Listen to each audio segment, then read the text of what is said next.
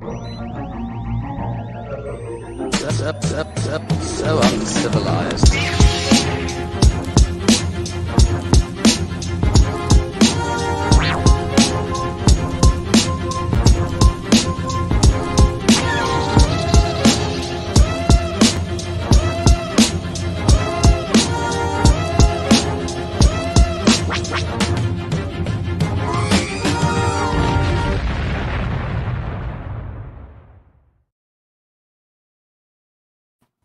Dude. Hell yeah. Oh, someone's got to play in the background. I was going to say, I'm like this Hell close yeah. to playing it again, dude. It's been so long. Bro, it's been a so minute. long. It's been You know so what? long. Let's play it You again. might as well. So uncivilized.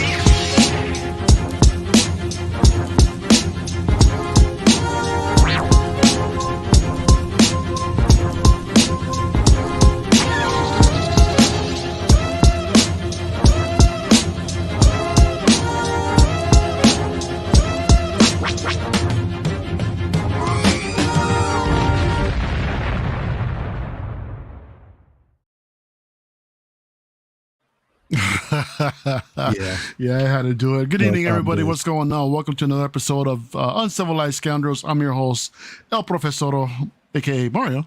And with me, I got our usual panel tonight. I got Arm. How you doing tonight? I'm doing very well. Always happy to be here with you guys on a Thursday night talking Star Wars. Absolutely, no doubt. Also joining us from Rogue 1-6, we've got CC3PO. CC, how you doing tonight? I'm excellent. I'm still riding that celebration high. I hope well. Oh my gosh, yeah. Live vicariously through all of us, and we've got 11 months to convince him to go to London. So Yep. I got my work cut out for me. Yeah, we all definitely need to talk him into that, man. The 11 months is going to come by quick. So, Vinny, you got a decision to make pretty soon, bro. Come on, You know, bro. so You gotta do So, it. Vinny, how you doing tonight, man? Thanks for stopping by, as always. Good, man. Always a pleasure. It's a good time to be a geek, man. There's just so much like I mean, I'm been swamped with work, and it's like Kenobi, Stranger Things, Boys dropping. Like it's just There's a lot. There's a lot.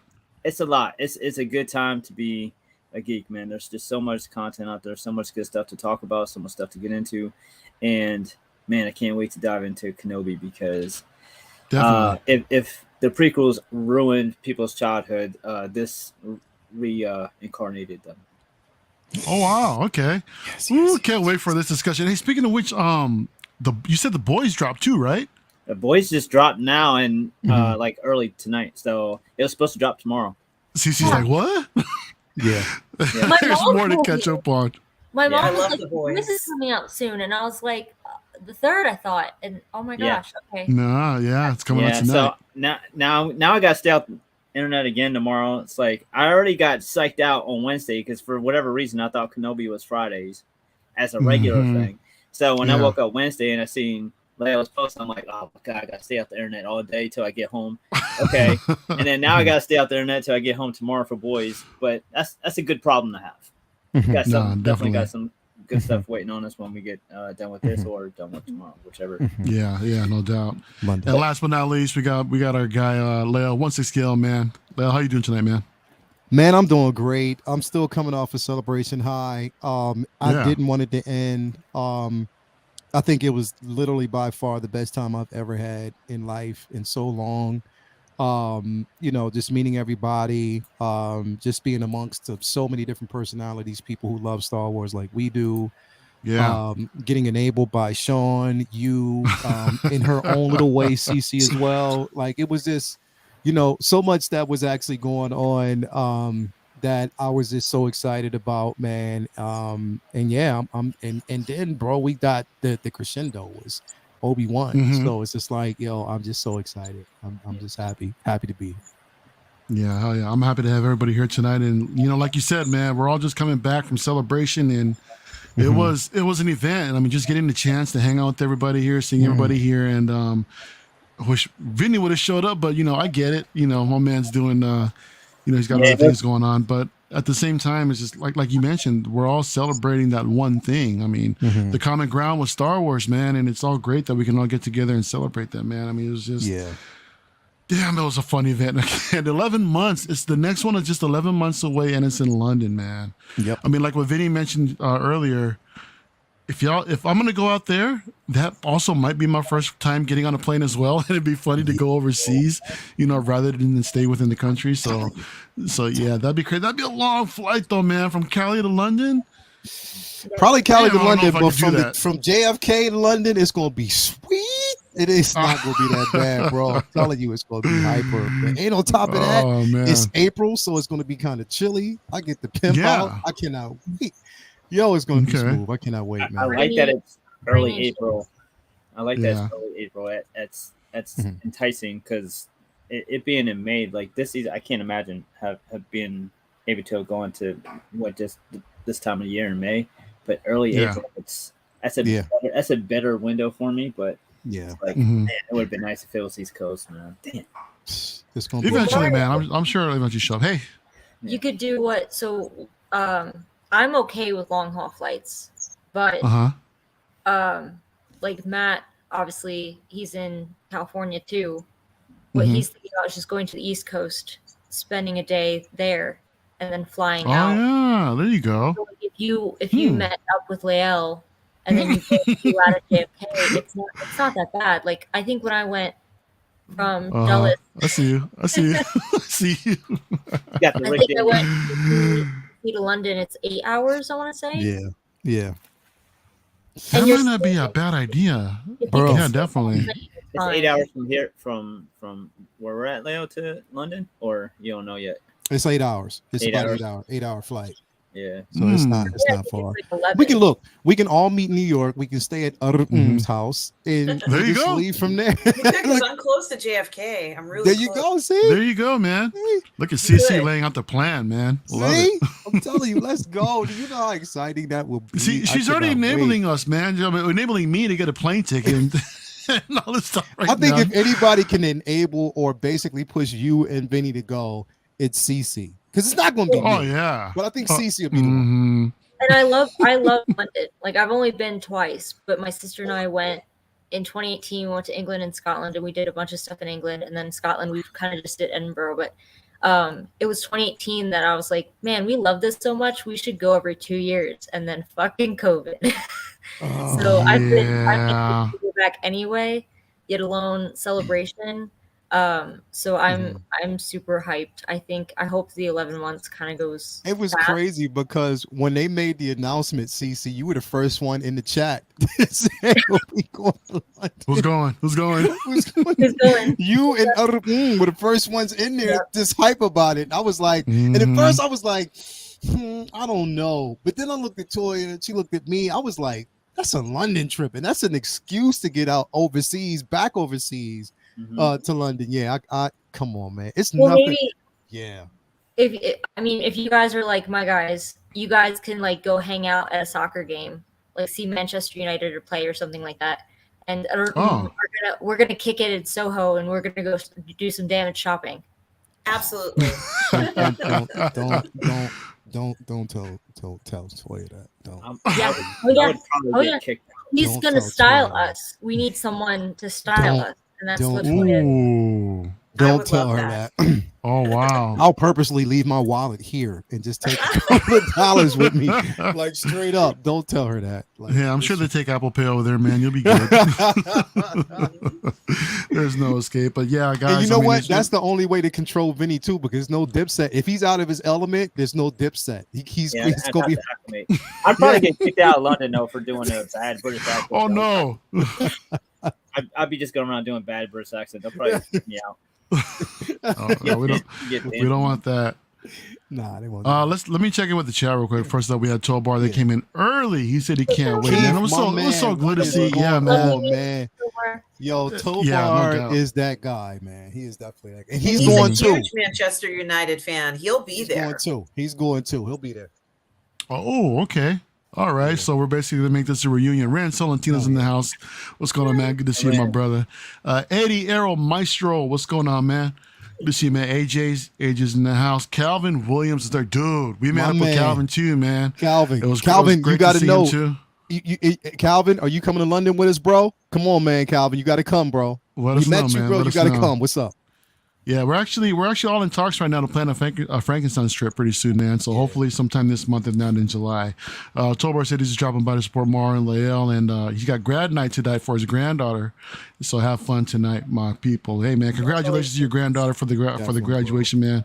So just be safe out there. 16 Elbows in the house. What's going on, Jason, my man? Good to see you, bro. Vinny's in the chat. What's going on, man? Chat just John Folky Cold Santa's in the house. What's going on, Mario and friends? How you doing, man? Ryan R is here. What's going on, man? Good to see you. Hit that like button, my peoples. That's right, Tobar. I know he just dipped already, but I love that he's still hanging out. Tilly's in the house. Hello, hope everyone is well. Hi, Tilly, how you doing? Joe, my man Joe, Vein 21's in the house. Well, what do we have here? Hey, man, you already know Scoundrels, dude. We're talking Kenobi tonight. Yeah, I can't wait, man. CT 603. Let's go. Primetime Reviews is here. What's going on, brother? Good to see you. King Ding-a-ling's in the chat. What's going on, man? Oh, man, I love seeing everybody here. OAF Skywalker's in the house. Awesome talent here. Thank you, man. I really appreciate that. H Green 13. Hey, what's going on, everybody? Happy to see y'all had a good time in celebration. We definitely did, man. Yeah, we did. And if we can have like so many more people that was in the chat actually get a chance to show up, if we can all just meet up, as many as people as possible, meet up someday, man. I mean, that just makes it even better. So, I mean, not just us, but just being able to mingle amongst with everyone. Out from the chat. S Beam, what's going on, man? Will C's in the chat. What's up, man? And we also got Anthony Rogers. Nice to meet you. I said, hey, it's you too, bro. Good chopping it up for me. I ran into Anthony. I was hanging out with Sean, Danny, and Eddie, and he comes up and he goes, hey, man, love seeing the old CW crew just hanging out and chilling. And he just like, yeah, he came by, showed us some love, showed us some support. So. Again, it was just definitely nice to see everybody out there coming through. Calvin says, yeah, Lael, I love to travel. After the Maldives and Dubai trips from London, from LAX, it should be a breeze. Really? Let's go. All right. Let's go. I'm ready for it. And Vinny's coming too. Look at him. All right, Vinny, we'll talk about it later, all right?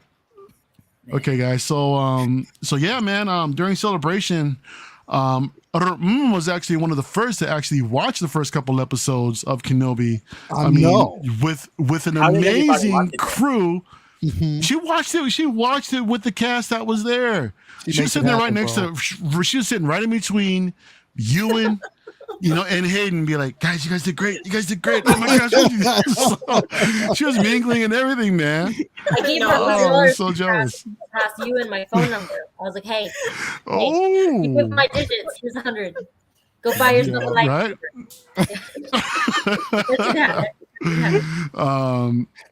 Yeah, real quick before we get chatted, before we get started, can you tell us about that experience being in there with the rest of the crowd that was there? Well, it was incredible because, see, the morning that we had won the panel for that morning, and by the time we got to the panel in the morning, we couldn't go in because it was full. So I was really upset about it, and I spoke to the manager about it, and I said, you should just tell us that if you have reservations, that you don't hold them if you're not here by a certain time. You should say that in the email. Just say you have to be here by such and such time. So they promised they would put that in, and then they were saying that there's a viewing later that night. And I said, well, how much later is the viewing? Like, what is it exactly? And they had said that it's the viewing for the Kenobi episodes 1 and 2 at 7 p.m., which I didn't even know was going to happen, So we got the passes for that only because we had the reservation from earlier that morning. And so I was determined to see that. So after going to the Ian McDermott panel that same day, I told Mom, I said, we're going to have to stay later. And she's like, well, how much later? I said, I promise you, it's not like a midnight thing. But so by the time we got to, we started lining up, which was a little bit earlier than 7 o'clock. There was a lot of excitement, and you could see they were actually putting down like a red carpet down in the area. Yeah. And I said, wow, this is like the premiere, like a regular premiere. And I didn't realize, and I guess I should have known from the red carpet and the backgrounds there and the promotions and everything, that the entire cast, with the exception of one person, more or less, was going to be at the premiere. So some of the people who were attending that night stayed outside, and they got to see, the cast, Ewan and Hayden and everybody kind of line up and take photographs on the carpet, Man. and they were very generous with their time with people and everything, but I had to get mom to sit down first, so I couldn't stay out there. But it was really nice to kind of see a red carpet. I had no idea this was even going to happen. I mean, I thought it was going to be outside, you know, where everybody else was, but this is what they decided to do. So I sat down, and right before the show started, Deborah Chang came out with Ewan McGregor, and they were talking about the series and how excited they were for the series and how they were looking forward to it. And, you know, this was going to be the first time that many of the cast and crew had seen it. It wasn't just the cast, but also the crew were there in the audience. So that was great as well. And then sure enough, probably one of the biggest highlights of the night was when Hayden walked right by me. Really? And I didn't have my camera out or anything. In fact, everybody around me, like we were just we just were in so much awe of what was happening that night that we didn't have our cameras ready. And I looked at it, we kept looking at each other, and I was like, we're not amateurs. Why didn't we have our cameras out? What's wrong with us? And we're all like, yeah, I don't know. And it was so strange. But, you know, Hayden walked out. The guy who plays the Grand Inquisitor, I think it's something Friend. Rupert Friend. Rupert Friend walked out with two other people who I can't remember just now. And then they sat in the audience with everybody. So they were like literally right next to people, whoever was out there. It wasn't VIP section. It was just the regular section where ordinary people were. Because I was in the 88 section with my mom. Where ordinary people were, they got to sit right next to him.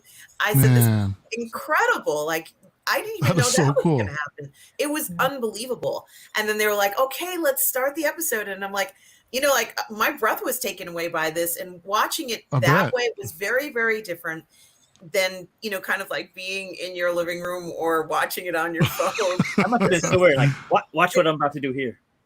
Yeah, exactly. It was so different and enjoyable and exciting, and you know, just it was an unbelievable experience. I really have to say, I was just so blown away by being able to do that, and just very grateful that I, you know, that I got the lottery for that. And my mother enjoyed it, and my mother wanted to know, is there more? And I'm like, no, that's it, Mom. There's not. At the end, there's only 2 episodes. She thought there was like more or something. I said, no, Mom, trust me, this is a lot. Like, this never really happens. Like, this is not a normal day ever. So I was grateful for it. And afterwards, you know, all the fans were talking about how great it was. And it just was so incredible to see that happen. The only person who wasn't there was Moses Ingram. And I'm guessing because she had a prior commitment or something. But you know, practically everybody was there, and it was just so enjoyable to see that. So I'm not ever going to forget that that night for sure. So that's how it was, just unbelievable. That sounds amazing. I'm so happy for you that you guys got to experience that, you and your mom. I mean, that must have been, that's incredible for sure, definitely. And that is, though, I'm glad I got to watch it by myself so no one could judge the happy tears attacking me. Because I was glad I was solo, because Ninja Onions was swooping me. Ewok sequels in the house. What's going on, man? Shout out to single songwriter here, man. What's going on, dude? Good to see you. Brother Cousins in the house. Hit that like button. That's right, brother cousins. Collector Joey's here, man. Loved your story. Said that's badass. And he also said, what's going on, fellow collectors? The Queen, Miss Latoya T, man, who also had the pleasure of meeting. I mean, she's incredible, man. I mean, yeah, she's awesome. Latoya, thank you. I really appreciate you showing up tonight. Yeah. And it was a pleasure. It was an honor and a privilege. I mean, with all y'all, you know, being able to show you guys Disneyland and all that fun stuff, man. So we'll talk about that another time. My dude, Dennis Perez out in Puerto Rico. What's going on, brother? Good to see you, man, hermano. Who else showed up? KG Collectors in the house. What's going on, KG? Good to see you, bro. My man. And yeah, so so while we were all of envy of you watching Obi-Wan, we all went out to dinner with Spice, Lael, Toya, you know, and Spice and his boy. We all go out to eat, and then we get a notification saying, "Hey, Kenobi's gonna drop at 9 p.m. Pacific time and not midnight." We're like, yo, no way. We're all excited, so happy that we didn't have to stay up till midnight just to try to get through it, man. But then at the same time, that news dropped. We're like, okay, we got to hurry up and eat. We got to get home, you know, to hurry up and watch this show, man. But it was, yeah, it was amazing. I mean, I love the fact that they went ahead and dropped the show early. So it was so great. Riley Reviews in the house saying, yeah, it was such a delight to meet you guys, man. Hey, man, it was a pleasure to meet you as well, dude. You know, and Riley, we're planning Frankenstein's, bro. So we got to chat. Man, so we can make a trip and spend all y'all's money. so yeah, let's go ahead and get into it. We got a lot to talk about right now. We got 3 episodes to go through here, guys, and there's a lot. So I'm gonna go ahead and try this out, see if this actually works. If not, I've got a backup plan. So let's see if we can do this here. No, add to the stream. Boom, here we go. Yeah. Okay, so first off, we're starting off with the first episode, right? First episode of Obi-Wan Kenobi. So they're basically showing us a little bit of a, of an homage of a backstory about how what happened through the events of the original trilogy, or the original trilogy, but the prequel trilogy. Here we see Qui-Gon and Obi-Wan. So everything basically leading all to the events, of the current times now. All the way through. Was incredible. It really was. I could watch that like several times a day. I kept getting chills because it added so much to, like, we haven't even seen Kenobi yet, but now we understand like everything that's kind of, well, I think watching the prequels, you don't think of Kenobi's story all throughout because it's so involved with like Anakin and meeting Padme and Qui-Gon. So this was like a great introduction to what we're going to see, like how Kenobi's life has been the last 10 years. I loved every minute of it. Yeah, no, absolutely. So the opening scene after that montage, we are looking at a bunch of younglings out training. So crazy and all of a sudden they're ambushed from a bunch of clone troopers from Order 66. So this was crazy to see. I know there's a few theories out there about who is possibly, within this youngling group. So they're trying to make their escape, and their Jedi protector is eventually shot down, and the kids are just left to take off on their own. And in the background, we hear the Emperor saying, "Execute Order 66." So, I mean, I don't know about you guys, but every time that I see an event from Order 66 off of like someone else's point of view, it gets me every time. I mean, to me, it doesn't get old. It's so tragic to what happened with the Jedi, and even more so with these kids, guys. So this was real impactful. I love the kids' perspective, and it was super just ominous coming off of Texas and everything that's going on in real world. So to see just it's virtually what happened. I mean, in its own way. So just watching what it must have been like through their eyes is just absolutely terrifying, because you see so little of it in the prequels, but they expand upon what it must have been like to be living in that moment, being attacked by people who were their guardians, protectors, their bodyguards, their teachers, their allies, and everything. Yeah, their allies, people they trusted, and it's I mean, it's something that we've all known that has happened for years before even the prequels, but through the prequels, through Clone Wars, and now through montages like this, and it's just like you said, Mario. It's always at least at the very least intriguing to see different perspectives of how it went down, because there's so many Jedi, so there's so many moving parts orchestrated to the culmination of Order 66 that had to go perfectly for that big of a plan to come to fruition, and it's horrifying. It really, really was. Does anyone else have anything they want to add to this opening scene? I just, the thing is, the whole montage in the very beginning, out of nowhere, when you actually see the clones, enter the training room, and you see like just the fluidity, like the beautiful choreography with the Jedi Master, and how she's just going through them, bro. It was just that choreography alone was phenomenal. This was better. Like in the prequels, it made it seem like they were just all getting one-shotted by and they were face to face, and they were just getting mowed down. When we've seen Jedi fend off blasters for all angles, and then in the prequels, it was kind of like they just stood there and got mowed down. And this was showing how they were being flanked. There was better action choreography to show how the clones attacked.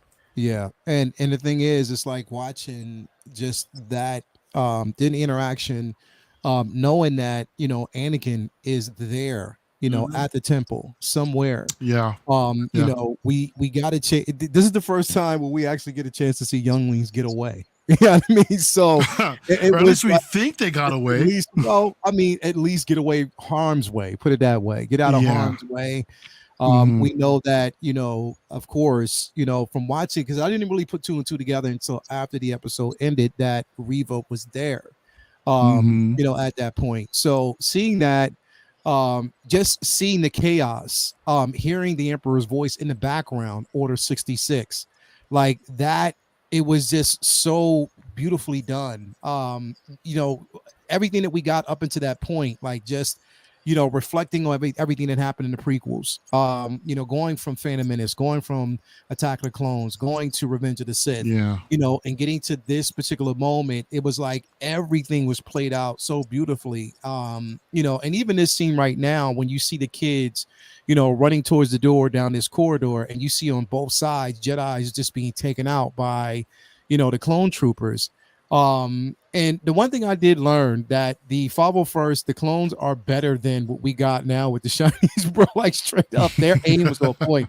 But it was so beautifully done.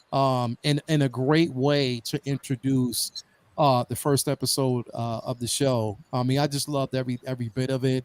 It was exciting to see. And when you freeze, this particular frame, you get a chance to look around and just see everything that's going on. You get to see, it's, you look at it, it's painted as a beautiful tragedy because the temple is gorgeous, but then you see the tragedy of like the fallen, everything that's actually happening all at once. It was beautifully done. I mean, it was a great way to introduce a first episode. So I loved it. Definitely. Cece? I mean, what else can I say? I loved it. I loved the design of it, that they took it from like what we knew of the temple. And I think I heard that this was our first time seeing clone troopers in live action, but it makes me question what we saw in the flashback scene with Grogu. Does that mean that they were CGI and these were the only ones that were live action? I'll have to. I want to watch that Grogu scene again to see if that's accurate. Because it's really interesting to think about that they were like such integral characters to like say Attack of the Clones, and they weren't actually real. Like they were just CGI. But the design of this, I think it adds to the weight of Order 66, because we did just see glimpses of it like across the galaxy of Jedi that we knew, or at least we knew their names getting basically mowed down. But this one, it's children, and it's a larger scale than I think we've seen before. So it really adds like gravitas to what those kids must have been feeling and how terrified they must have felt. Yeah, just a really chilling opener. Yeah. Great way to start the series. What do you think when you first saw this? How impactful was this for you? Well, we've been seeing these scenes of Order 66, and for so many years, we've tried to imagine what Order 66 must have been like for people in the temple. And, we knew that, Obi-Wan, that there was footage, and of course we don't have access to this footage of everything that happened in the temple, but they've been telling us, little bits here and there. And we've been especially seeing these scenes from the children's point of view, as you all have mentioned already, with Grogu having that unfortunate experience and what seemed to be just such a terrifying thing. And then now seeing some of these other, Padawans there, running for their lives, essentially. This might be one of the first times that we've seen them running for their lives. And it's something that I think that they've never had. This is the one thing that they didn't ever have to prepare for, was this. And so, I think it shows a lot. If any of them did make it out, and if it just happens to be that Inquisitor, it really would be a miracle, because the odds are so against them, with so many people coming in that were trusted. and now they're at this vulnerable point, but it almost looks like someone's trying to protect them. So many of these other Jedi were picking up lightsabers or doing whatever they could to protect, the younglings and some of the Padawans. But, let's just be honest. This is a place where they thought they would be safe all the time. So there's no escape route. There's no, what do they do to get out? And that's something that I think many of them have wondered, because at certain parts, it looks like the temple is kind of wide open to the outside. You can kind of, glide up to it and then just kind of go right in. And, it feels very open that way. But even to learn that one of the Inquisitors who we see now was a guard in the Jedi, in the temple, is also something that's very disturbing in a sense, because that would have been one of the persons that would have protected, everybody who's in there. Right. So, I guess perhaps for some of the people who were in there, even if they were a guard or no matter what their function were, I think we'll find out as time goes on that there were some people who were in the Jedi temple that were happy that Order 66 happened. Yeah. Yeah, Beam in the chat says that even in the Bad Batch, Order 66 was an interesting perspective. Not just the Bad Batch, but also the Clone Wars. I thought it was even more impactful too, because you see how close, with Ahsoka with Anakin, as she could sense that through the Force. That was, man, that was crazy. It just gets me every time. Latoya says that Vinny missed you at Celebration. Was walking through the aisles, reminiscent of NYCC. Yeah, it was tough.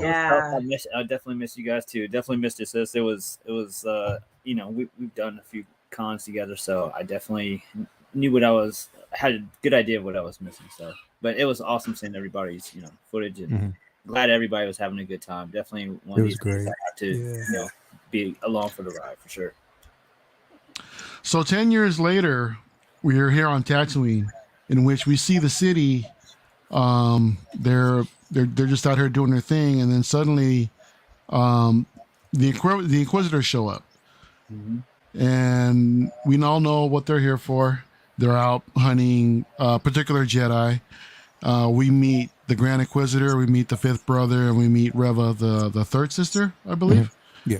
So here's a shot of all three of them here.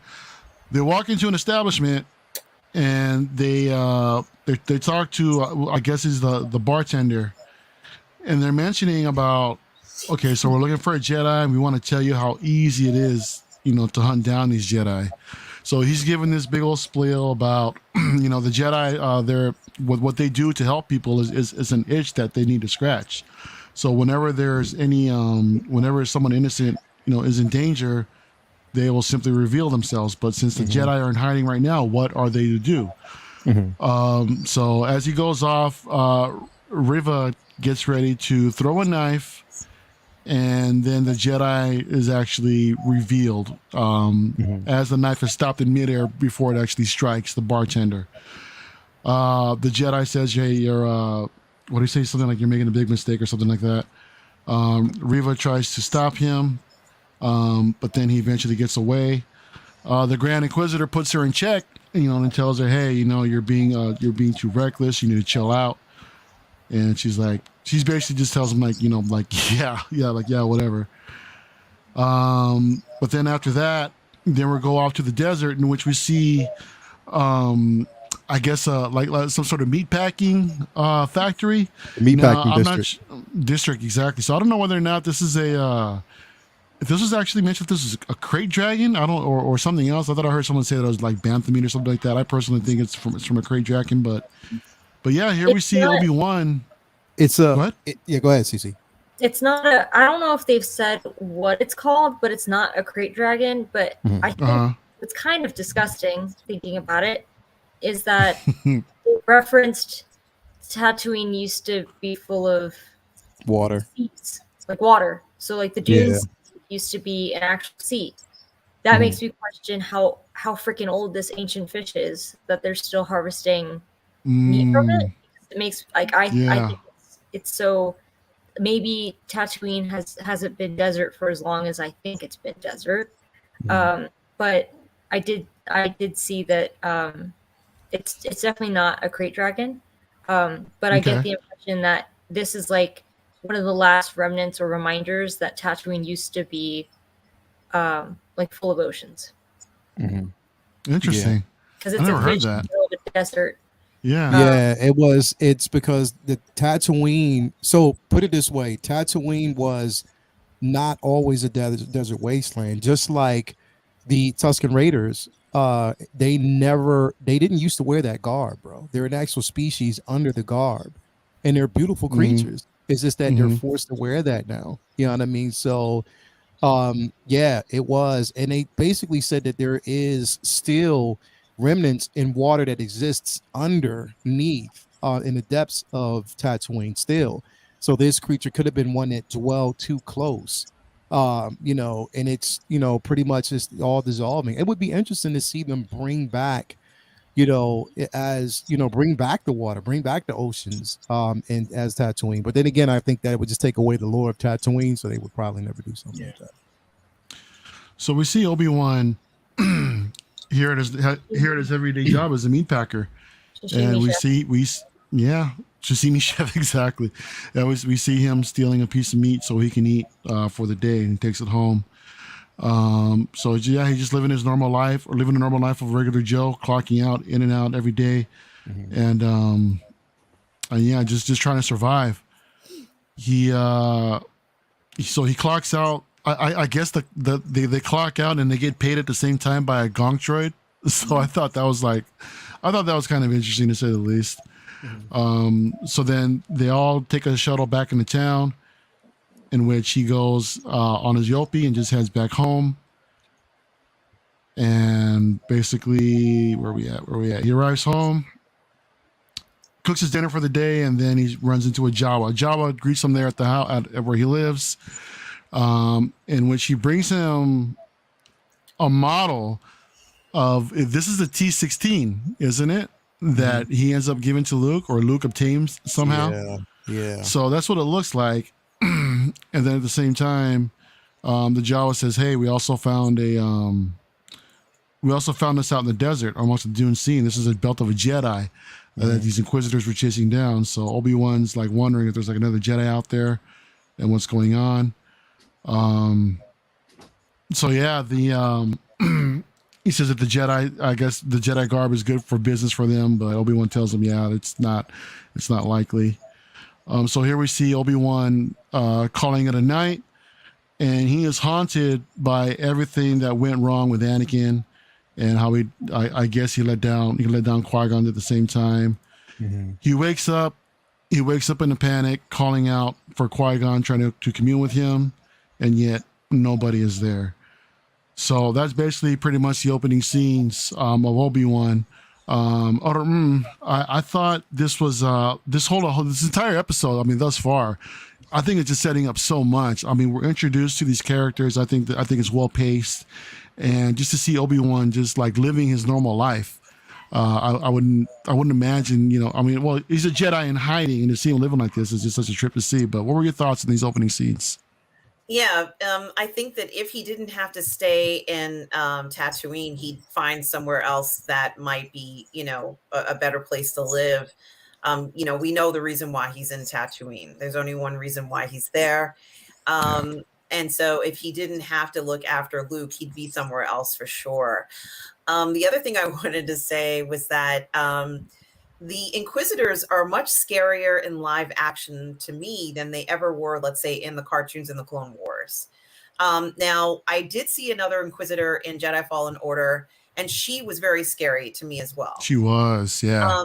But I think that these Inquisitors, like seeing them together, even the Grand Inquisitor, I wasn't expecting to be so scared of him. The trailer did not convey the amount of fear I felt just by seeing the actual Grand Inquisitor. And even, is it the fifth Inquisitor, played by, I think it's Sun Yang? Sun Kang. Yeah, fifth brother. Yeah, his voice, that mechanical voice that he has, just scares the life out of me. And he really just scared me more, and I wasn't expecting to be scared by them. I'm not quite sure why I was expecting it to be sort of hearts and flowers. It's just that I think they did a good job with that, and I was intimidated. I wouldn't want to be found by those guys. That's a group that I totally want to avoid. And I imagine that the people on Tatooine must be terrified But I also think it's interesting that this other Jedi, or let's say Force user, wherever he's from or what his background is, even though he's there on Tatooine, I have to wonder, did he hear the message like just stay, quiet, stay away, keep quiet? Yeah. Because the original message at the temple, I could be wrong on this, but I think the message they changed it to was, don't come to the temple, please stay, stay away from that, make sure you stay under the radar. So some of the Jedi may not have even gotten back to hear those messages. And so somebody like him, he may have just been out in the world and managed to survive. Maybe he's also one of those younglings that we saw, or Padawans we saw in the temple, who escaped. But however, he ended up on Tatooine and let's say with Obi-Wan, and I hope I'm saying if we're right on the right episode. It's pretty clear that he has a different idea of what to do in mind. And I think it's unfortunate in the sense that, he doesn't know what's going on with Obi-Wan. Like, he doesn't know. And unfortunately, Obi-Wan is not in a position to tell him anything. So, it's kind of interesting when you see somebody like that in this sort of circumstance, and you want to tell them everything, but you can't tell him anything for fear that for a second they might reveal, the fact that Luke is there. Yeah. It's so hard to keep quiet. I mean, especially when you see somebody, that you knew was once great, and then he's just trying to play the part like, hey, stop. You're not who I think I am. Yeah, Cece, what do you think about so far this the opening scenes that we just discussed? I mean, I think it cements that we kind of always got the impression that Kenobi lived a very lonely existence on Tatooine. And for 10 years now. And I think too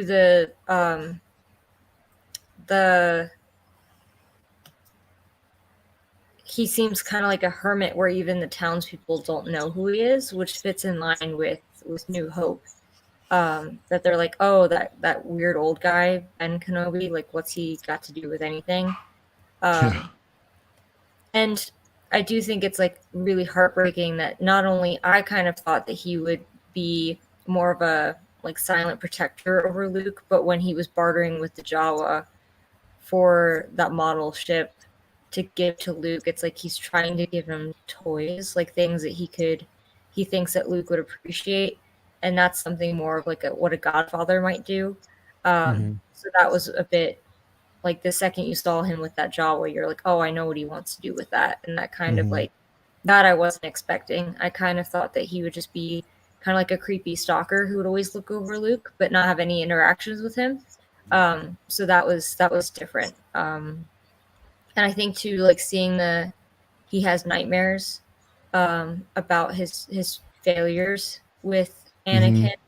I think when I think of the prequels, I don't necessarily think of like Obi-Wan screwed up. I think of, what it was Anakin's path and his attachment to Padme and like not wanting to lose someone he loves, which is totally relatable. Not that Obi-Wan had anything to do with that. So you certainly get the idea of the kind of mountains that he's been carrying on his shoulders in regards to that. And I know we're obviously seeing a little bit more of that in the next episodes too. Yeah. What about you, Vinny? What are you thinking so far? Well, the opening was a little weird with the Inquisitors fighting amongst themselves, with the Grand Inquisitor promoting a reward for the townspeople, with Reva promoting fear, because fear's, where is he or else, seems much more in line with the Empire than, hey, we'll give you guys some credits if you tell. It doesn't seem like the Inquisitors at all, so that threw me off a little bit. So I figured there might be more to that was will be revealed later. And then I love the interaction with the Jawas. I think this was the first time we ever actually heard their speech translated. We always just had to assume saying based on the reactions of other people. Kind of like with Chewie, you don't see what he's saying, you just hear Han saying, oh yeah, it's in the cupboard. You don't see what he's actually saying. I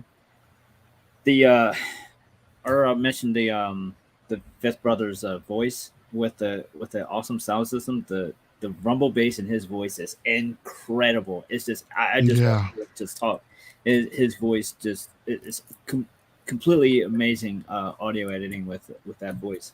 And then of course the PTSD that Kenobi has is an incredible, breakdown of what he's going through. Like watching Luke, watching Luke on the roof, piloting is just, I was wiping a tear from my eye, man. It was just so beautiful because it's like you think about what his childhood was like and how Kenobi just has to kind of sit and watch and be torn because he knows how dangerous being in his life would be, but yet he can't help it. And he gives him a toy, and it's the toy that we see him playing with when he talks to him in the future. Is such an amazing throwback, so subtle.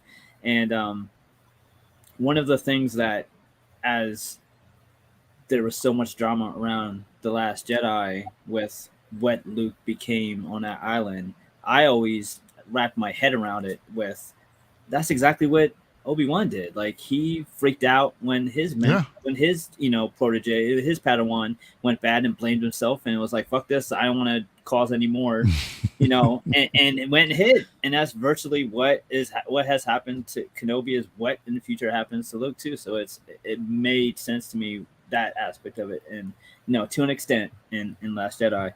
But the crippling fear that he has above and beyond having to just stay out of the way because there's no support system for him anymore. It's beyond that. It's not just that it's dangerous for him to go out and be himself.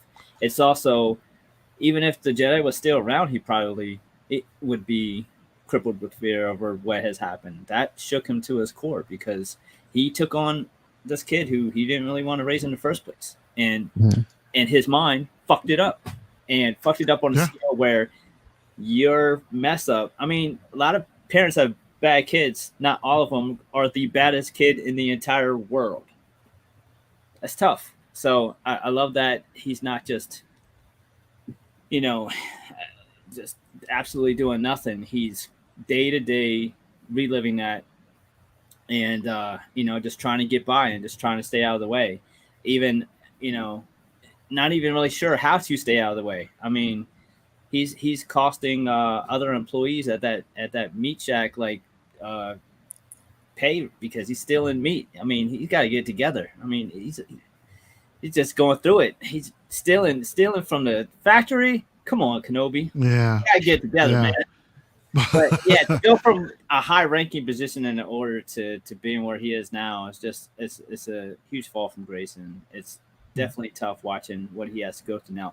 Meanwhile, like Leia and Bail are over there in lap of luxury. We'll get to that, but we'll get to that in a minute. Yeah, I mean, you see Obi-Wan just doing whatever he's got to do to survive, right? Yeah. I mean, so like you said, just stooping down to that lower level.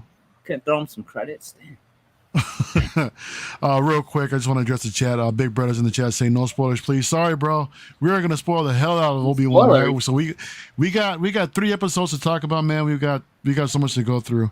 But I want to catch up on the chat real quick. We got Single Songwriter says 3 more episodes left. It's going to get very interesting. The 3 episodes, these 3 weeks are gonna fly by so fast. It's gonna be it's gonna be insane. Bob Dylan's in the house. What's going on, man? Danny Lee's here. What's going on, man? Yeah, it was definitely great to meet Danny over there at Celebration as well. Superhero Displays is in the house. Does anyone else see a miniature Carrie Fisher in that little girl? We'll get to that in a minute, dude. We'll definitely get to that in a minute. What else? What else do we have here? We got the Latino Saint or Latino Slant.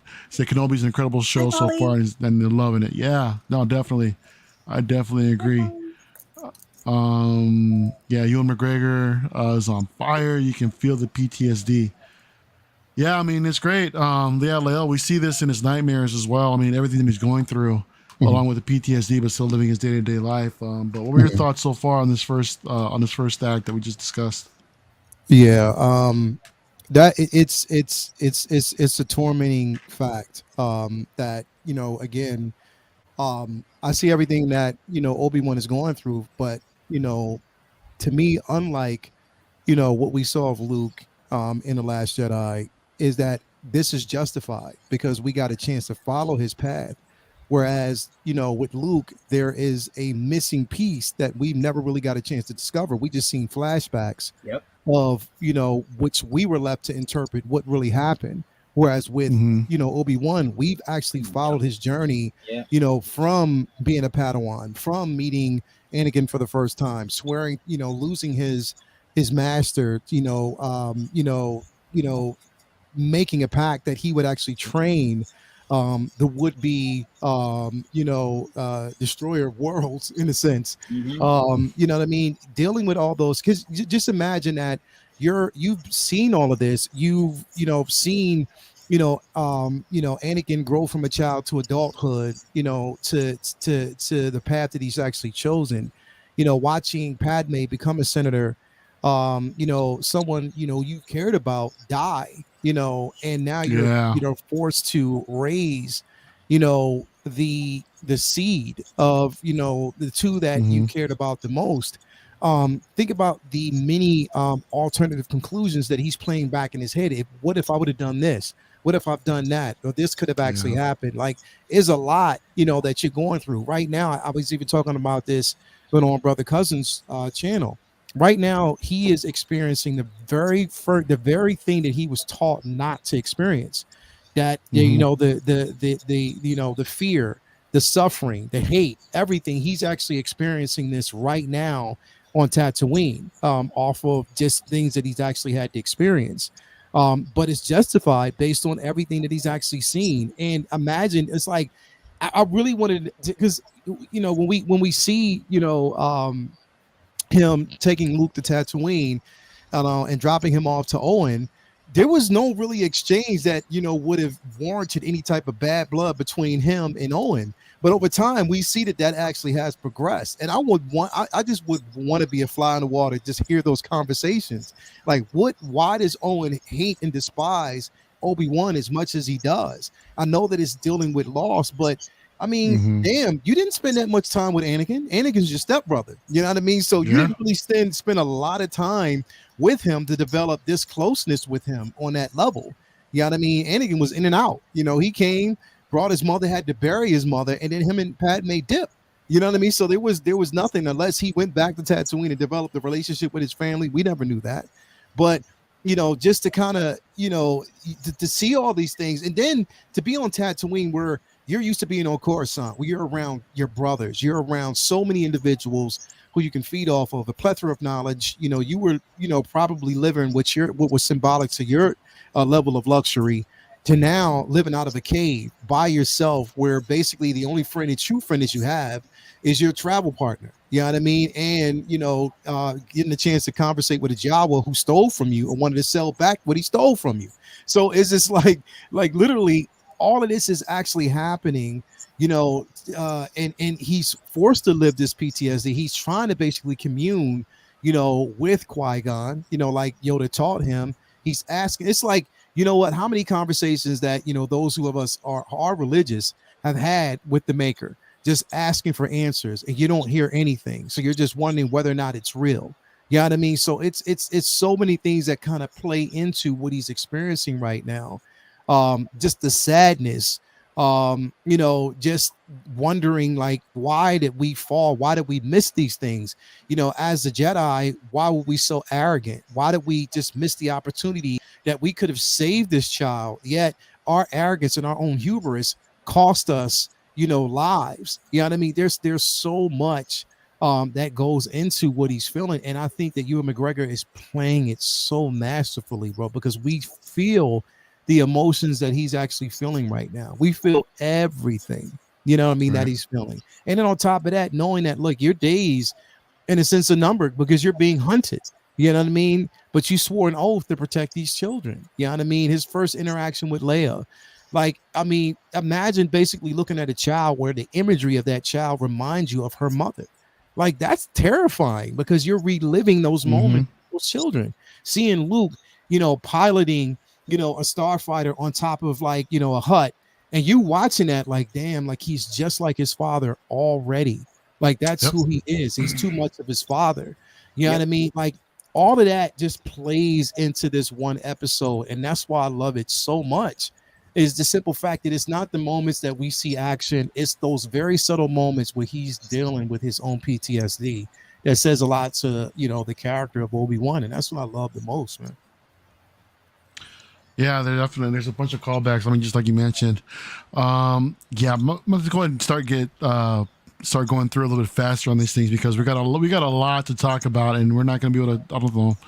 We got 3 episodes to go through, so let me get things moving here. Let's see. So the next morning we see Obi-Wan. He goes to check up on the farm. He goes to Owen Lar's place. Now, from a distance, we see that he's checking out. That he sees Obi or Owen and a 10-year-old Luke Skywalker. So the boy's supposed to be helping out his uncle, but then he just ends off running off and just pretends that he's a fighter pilot of some kind. You know, as we see here. So where we at? So later that night, Obi-Wan drops off the T-16, you know, at the house. So we see that there. So that's nice to see. But also on his way back, that's when we, as Autumn alluded to earlier, that we see the Jedi that was formerly in hiding come out and see Obi-Wan. He's asking Obi-Wan for help, but he says, "Hey, you got me confused with somebody else. My name is Ben." And he's like, "What happened to you? You used to be like a great Jedi. And what happened to the fight?" He's like, "The fight is lost. We can't do anything. Just go home and just live your life. And if you want my advice, just this lightsaber, just take it out to the desert and just bury it in the sand." So here we see Obi-Wan again, you know, just defeated and just trying to stay hidden and not trying to be exposed. Man, these pictures are dark. So yeah, and then so next off we see we show up to Alderaan, and here we see like a young girl started off. She's getting dressed by her handmaidens, and then it's revealed later on when the mom picks her up that it's actually somebody else, only to find out that we see that Leia has taken off, running off in the trees, climbing and everything, and just having fun, just being a kid. Now I think they casted this little girl so well, man. I mean, so well. And then to see her again at Celebration with taking pictures with everybody over there, it was just like, oh my gosh, cute, bro. Yeah, she was amazing. I mean, she's 10 years old. We see her here with her little companion Lola. So that was actually cool to see. So then her mom eventually finds her and then just takes her back home. So yeah, that introduction to Leia, you know, that was actually great. So meanwhile, back on Tatooine, Obi-Wan is on his way back home from the job, and then here comes Owen. Right, Owen comes back and he gives the T-16 toy back to Obi-Wan and says, "Hey, we don't need you anything. We need you to stay away from the kids." So they have their little back and forth going on. Owen's still upset about Anakin and everything, and Obi-Wan wants to keep an eye on him and hurry up and train him. And then suddenly the Inquisitors show up. So the Inquisitor is actually hunting the previous Jedi. I think his name was Nari or something like that. And so then Reva comes off extremely aggressive, trying to hunt down this Jedi, and she spots Owen. So she tells Owen, "Hey, you know something, don't you?" So he's like, "I know nothing of any Jedi. Jedi are vermin. I kill vermin on the farm." So she tells Owen, she's like, "Hey, you protect your family. I really like that and respect that. But you think you can protect your family from me?" So it's like, that was so dope. This girl, man. Oh. So she draws her lightsaber on Owen, threatening to kill him if anyone doesn't give up any information about this this missing Jedi. So the fifth brother comes out, puts her in check, says, "Hey, you need to calm down. You need to chill." And yeah, so just going back over those two scenes real quick. I mean, Leia, it was great to see her, and then Reva coming in, just intimidating everybody was just. I mean, it got to the point too. I know that some were annoyed, but you know, me personally, I was like, what is her beef with Kenobi? I mean, why is she? Or not with just Kenobi, but just the Jedi in general. Why she come out so hard and this and that. I kind of felt like she hasn't really earned that yet, but at the same time, letting the story play out, and then, you know, just make all my reservations after the story has actually been done. So yeah, let me go ahead and go through things a little bit more. Where are we at? So back on Tatooine. So then we're back on Alderaan, and there's a banquet going on. And was it Bail Organa, his wife, I guess her sister comes into town, and then they meet Leia's cousin, and Leia's cousin is, you know, just being an ass, just being mean, saying you're not a real Organa, and she comes back and bites at him hard. She tells me, you know what, you're just afraid of your dad. That, that's why, you're acting like this. You can't ever make a decision in your life, and you never, will able to make a decision ever. And yeah, she came back vicious, just bro. biting. Exactly. She's extremely vicious. Her parents take her back, say, hey, you need to go apologize to your cousin. And she's like, but he was being mean to everybody. But then we see Bail come in and take over and say, eventually you're going to be an inspiration to everyone here on this planet. So it may be best to go back to apologize, and then later on when you're doing your thing, when you're growing up, just imagine the look on your cousin's face when you get to boss him around. So another thing too, this was great to see their relationship, because you see Bail just love on her, and I really like that, the unique relationship between father and daughter here. I mean, I thought that was absolutely incredible. So they have a great on-stream chemistry, in my opinion. And I was just completely eating it up.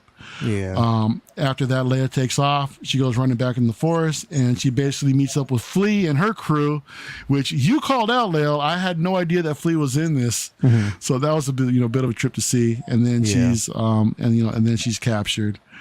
Obi-Wan receives a distress signal from Bail, saying that, hey, Leia was kidnapped. We need you to go out and find her. Obi-Wan says, nah, I'm not the person who you think I am anymore. Go find a bounty hunter. I can't help you. So then Obi-Wan comes out and sees that the Inquisitors actually found Nari, that the Jedi that they were looking for, only to be hanged in front of the townspeople. And yeah, that was actually pretty dark, I thought. I mean, considering that we say that Disney is really like trying to lighten things up a bit, this was definitely somewhat of dark imagery, in my opinion, from what we saw. So Obi-Wan gets back home to find Bail in his house, in his living room, saying, "Hey, you've got to go out and find Leia. You're here watching the boy, but you also owe it to his sister as well." So he eventually convinces Obi-Wan to go out and go look for her. So he goes out to the desert, digs up his lightsabers, and then eventually makes his way back to the transport to go look for Leia. Meanwhile, Flea and his crew get in touch with Riva and says, hey, are you sure this guy's going to come out? She's like, yeah, the Jedi will basically hunt themselves, so he'll come out, no problem.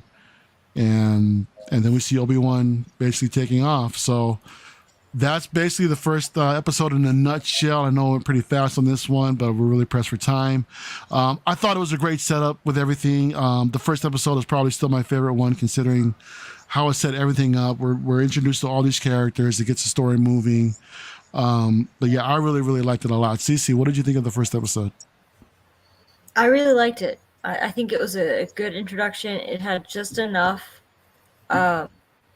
going on without it being like terribly boring. I know it wasn't like we had a lot of action, but it was enough from the Inquisitors to make us kind of intimidated or nervous for Obi-Wan. Especially, can I just say, someone needs to talk to him about how to be incognito, because he straight up looks like a Jedi. He does. He does. But at the same time, I mean, everybody says that they don't know what a Jedi looked like, even if they saw him. So it reminds me of that I guess meme from The Office where it's like, tell the difference between these two pictures. Same And it's like it's the same picture. Like, this is the same Jedi. Like, someone should tell him he should wear black or something, and like maybe not robes. That was a little. And then of course he goes to like give his Star Wars equivalent of a boarding pass or whatever, and his lightsaber's on his hip. And come on, you're open. Yeah, really? Dead giveaway. That's not cool. That's not incognito. But yeah, I think it was a really good. He couldn't find a pair of glasses, CC. Yeah, he needs the Clark Kent glasses. Like, he needs to like hop into a Star Wars themed phone booth and then come out wearing Clark Kent glasses, and then no one will tell the difference. Yeah. But overall, I really enjoyed the episode. Well, what are your thoughts on the first episode? Before we jump into that first episode and talk about how amazing it was, just want to let you know, heads up, Hot Toys just released the Zombie Strange. Now this is crazy. But anyway, the first episode, again, bro, it was everything that I needed it to be. Because the thing is, it wasn't as, I think the pacing was great when it comes to Obi-Wan. They gave us the flashbacks, they gave us, what we needed with his, where he's at the moment. And he's disconnected. Like, he is literally disconnected, emotionally disconnected from everything, because that's the only way he knows how to survive. So that's definitely, the way that it was so beautifully displayed. Getting a chance to just relive the moments again. Deborah Chow just let you know that no, he's not going to be on Tatooine the entire time. So we're going to get a glimpse of Tatooine probably, the first episode, but then after that he's leaving. So we don't want you to think that everything is going to happen on Tatooine. No, he's getting off Tatooine. He's going to be leaving. So, they kind of put our worries to rest with that. Again, I'll echo everything that CC is saying. Come on, man. Like, anybody, what do they not? I mean, we're talking about, like, that, the technology there has to be a bounty out on him somewhere. You know what I mean? So, again, his face has to be on, certain holotech and stuff like that. You see everything. And yet, he's still able to roam around, the way he is. But I mean, it does help for the narrative. It serves the narrative, I guess. But at the same time, I mean, I was just so happy that once he went out to the Dune Sea and actually, we got a chance to see both, Anakin and his saber. And you know what? It was that moment was symbolic because you had both lightsabers buried together. Yeah. That's, buried together as if to symbolize that everything that they actually gone through, the way that he actually puts rest to what it was in the past, was to bury both those memories together, in the Dune Sea. That's what we saw until he had to actually relive it. And just his connection, to Anakin, and at this moment, that he feels it. Like, it's, it's not really emphasized here, but through dreams and his nightmares, it's there. You know what I mean? He's kind of reliving all these moments. For him to decide to, which, if we think about it, it's the safest thing to do is to leave Luke there and you go off planet. So basically the focus on you. It's not on Luke. There's no presence felt at that time. So it's the smartest way to kind of move the character off world, away from or creating any type of threat, to the Lars. You know what I mean? So I thought that was incredible. And knowing that, what he's about to get into. I think it was a progression, but a good progression for that first episode. So I really loved it. Yeah, can't wait. And we're going into the second episode where the magic starts to happen. So yeah, love it. What about you, What were your thoughts on the first episode? Yeah, I love the first episode. And a few weeks ago, when one of the first teaser trailers had dropped, I made a comment about how I thought that maybe, Ben would have to help out Leia. And, sure enough, there ended up being a Leia arc in this series. And I thought that if he had to help out Leia, it would be because she was showing signs of being, of having, sort of Jedi powers or some kind of ability. And I don't know if they're implying that or not when she reads her cousin, and her ability to kind of read people seems to be very good. I think they are. Yeah, I think they kind of are alluding to that. I'm sorry to interrupt you, but I just It's okay. can't help but think that they are.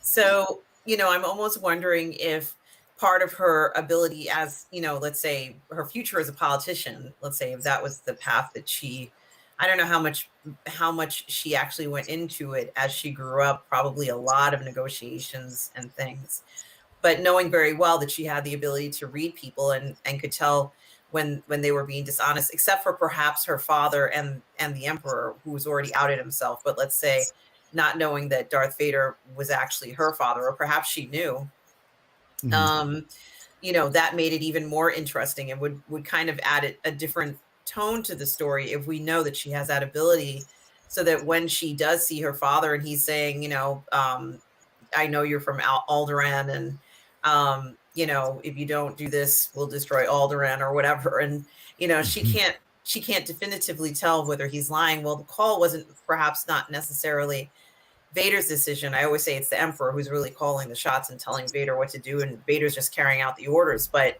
the idea that she would be unaware or not know that it's her father seems like a long shot, because she's the one who, seemed to indicate that, or was it Luke who said, you and I are brother and sister or whatever. But, I think that they're almost trying to imply that there might be some way that, or some advantage that she has because of who she is. And there's no reason to assume that she wouldn't have that. I mean, if things were different, what would have happened? They would have been in the Jedi Temple themselves, training as Force users. So I think it's very interesting. So my impression was that I thought that if he had to help out Leia, it would be because she was showing signs of an ability, and he had to go ahead and respond to that and figure out what they were going to do. She can't show those signs.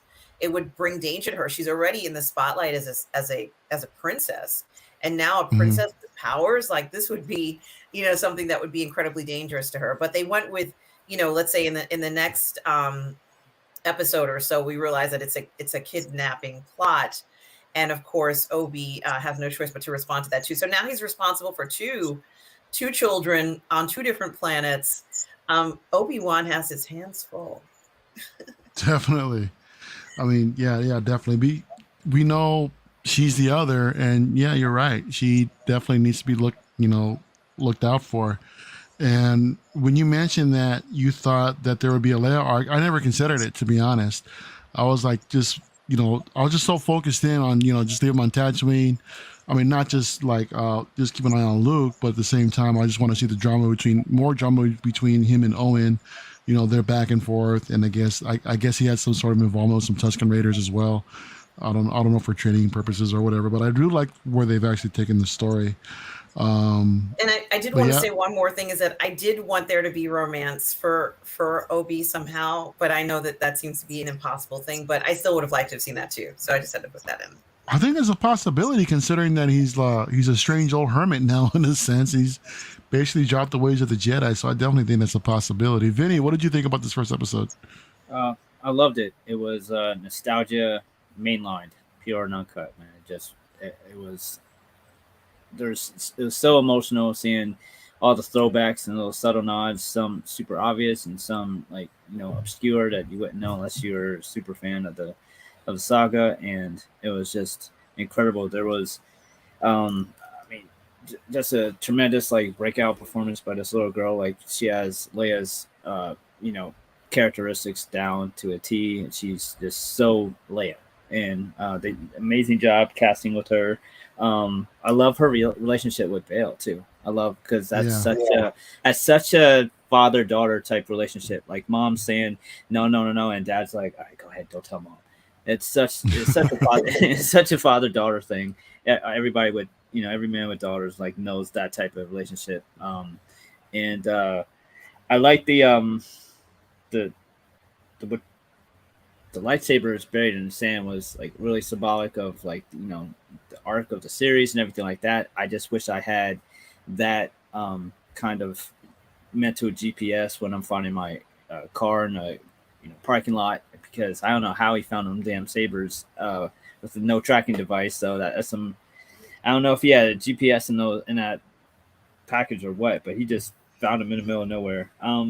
The only negative of this first episode is the chasing was just a little cringy. That was a tough, I don't know, minute or two that felt like 10 minutes of three grown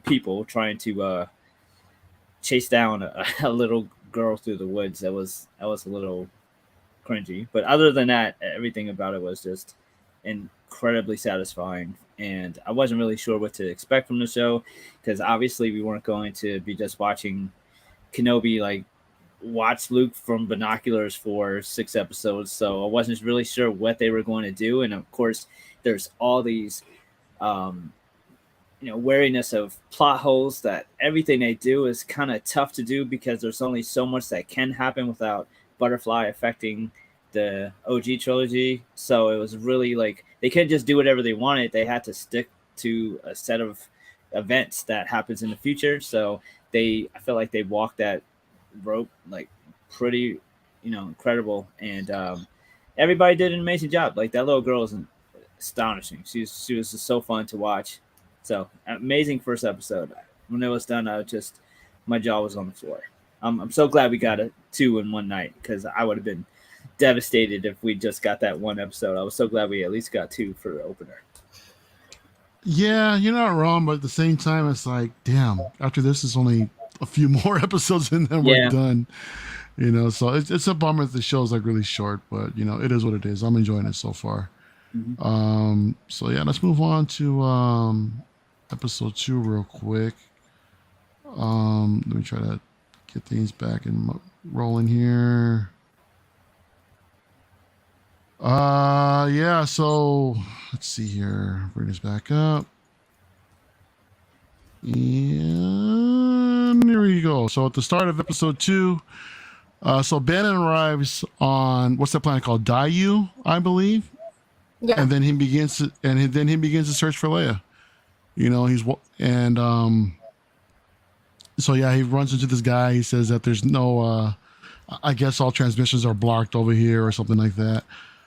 And what was crazy, so as he gets off, he's walking the streets. He runs into a couple people, but one of the first things he sees is this homeless veteran clone that's just asking for credits out in the streets. So one thing is that they both acknowledge each other, and yet the clone doesn't do anything or say anything to him about anything. So I'm kind of curious as to what that was about. Whether or not if they kind of like just have this mutual thing, and that I don't know if Order 66 is over, he's not going to try to do anything or spot him out, or if he maybe doesn't recognize him at all. But yeah, that was a nice touch. We see Tamora Morrison here actually, begging for credits. So later on down the line, he runs into this kid that says, hey, there's a Jedi here that can help you out. While he's asking around trying to find, hey, I'm looking for this girl. And this kid says, yeah, there's a Jedi here that can help you out. So let me go and take you to him for a fee. So he agrees. And then the next shot, we see Kumail Nanjiani as this fake Jedi, in which he's taken a mother and son, I guess taking them into a transport off planet. He does a little shtick where he's calling the pilot. He says, hey, I'm going to do a Jedi mind trick. I'm in your mind. You're going to go ahead and take this family in, and you're going to give them safe passage and all that fun stuff. So, and she's amazed how strong the Force is with him. I got a kick out of that. I thought it was funny. Kumail Nanjiani, he's a great actor, and I just really hope that we can see more of him, in Star Wars. So, I'd love to see him. Obi-Wan comes out of the shadows, and he says, hey, I need information. I'm looking for this girl. And he says, I can help you out for a fee. But then later on, Obi-Wan just ends up pointing a gun on him, saying that you're going to help me find this girl because you're a thief and blah, blah, blah. And he eventually gets this fake Jedi to go in and help him. And yeah, we're seeing Obi-Wan with the pistol, so uncivilized, right? So then Obi-Wan comes out and he tells him, hey, if you need to find her, you need go through this area. So he finds, he goes through I guess a spice lab, if that's what we want to call it. So that was a bit of a trip to see. We see him dressed up in garb, in disguise, and he creates a diversion by exploding this beaker here.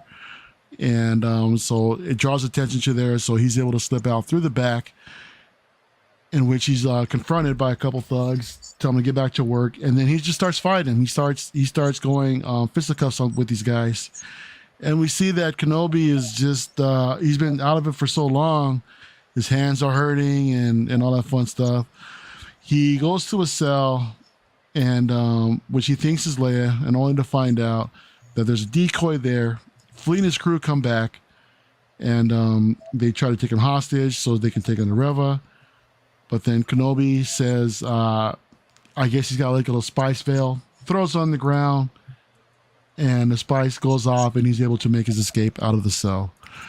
He goes down a little while, and then he finds the cell where Leia actually resides, He meets Leia. Leia doesn't really know who he is. She's really on her guard as to who is who they say they are. She really doesn't believe him at first if he's actually a Jedi or actually that she's there to help him out. So she ends up following him out, and they're out wandering the streets. Where are we at? So that's basically, I guess, the first half. I know I went through it pretty quick, but that's just the gist of it. In my opinion, this episode is fairly lackluster. But yeah, Vinny, what are your thoughts so far on the first half of this episode? It was, I agree. It was a little clunky, but it was to set up getting to the end of the episode because they knew that would kind of trump everything else that they did to get that far. I liked the city. It was cool seeing a different city in Star Wars universe other than the typical Coruscant, and like we see a lot of backwater cities a lot and planets a lot. So it was cool seeing the hustle and bustle in the city, and having homeless people was a nice touch. It's always nice, subtleties with like the prequels when they had dude trying to sell them death sticks and stuff like that. It was, and the callback to tomorrow with the clone troopers was great. It wasn't really clear if he recognized him or not, and clearly Order 66 was just a Jedi you knew thing. I don't think there was like an inherent way that they knew who was Jedi or not, other than by working with them. So he probably just might have really just not recognized him, or he was too drunk to recognize him. I don't know. There's a million explanations for that, but it was a nice little callback, and it was a good setup so far. It wasn't a ton going on in the beginning of this episode. I liked the idea of someone doing parlor tricks to replicate a Jedi as a con. It's clever. It's a clever idea, if not super dangerous. But what con man isn't risky. So it was an interesting start. It wasn't super impactful like the beginning of the first episode, but it gets there in this episode, just not to the back end. Gotcha. What do you think of the first half so far? Well, they're trying to establish this relationship between Leia and Ben, and it's interesting to see the two of them together. And there's been a lot of discussion as to whether or not how well she knew him before, and this is a very clever girl, and I think she knows who he is, but she really doesn't understand what's going on. And that's okay. She's a young kid. She's not going to understand, what's at stake or truly how much danger she's in. And as long as he can keep her shielded from, the true danger that she is in, I think he, will be successful in that. And, they end up on, I guess, this kind of journey where they're on this world and they need, safe passage. And the Inquisitor, is doing everything she can to track them down. This is her plan and her plot. And we kind of find out, and correct me if I'm wrong, that she kind of did this unauthorized, right?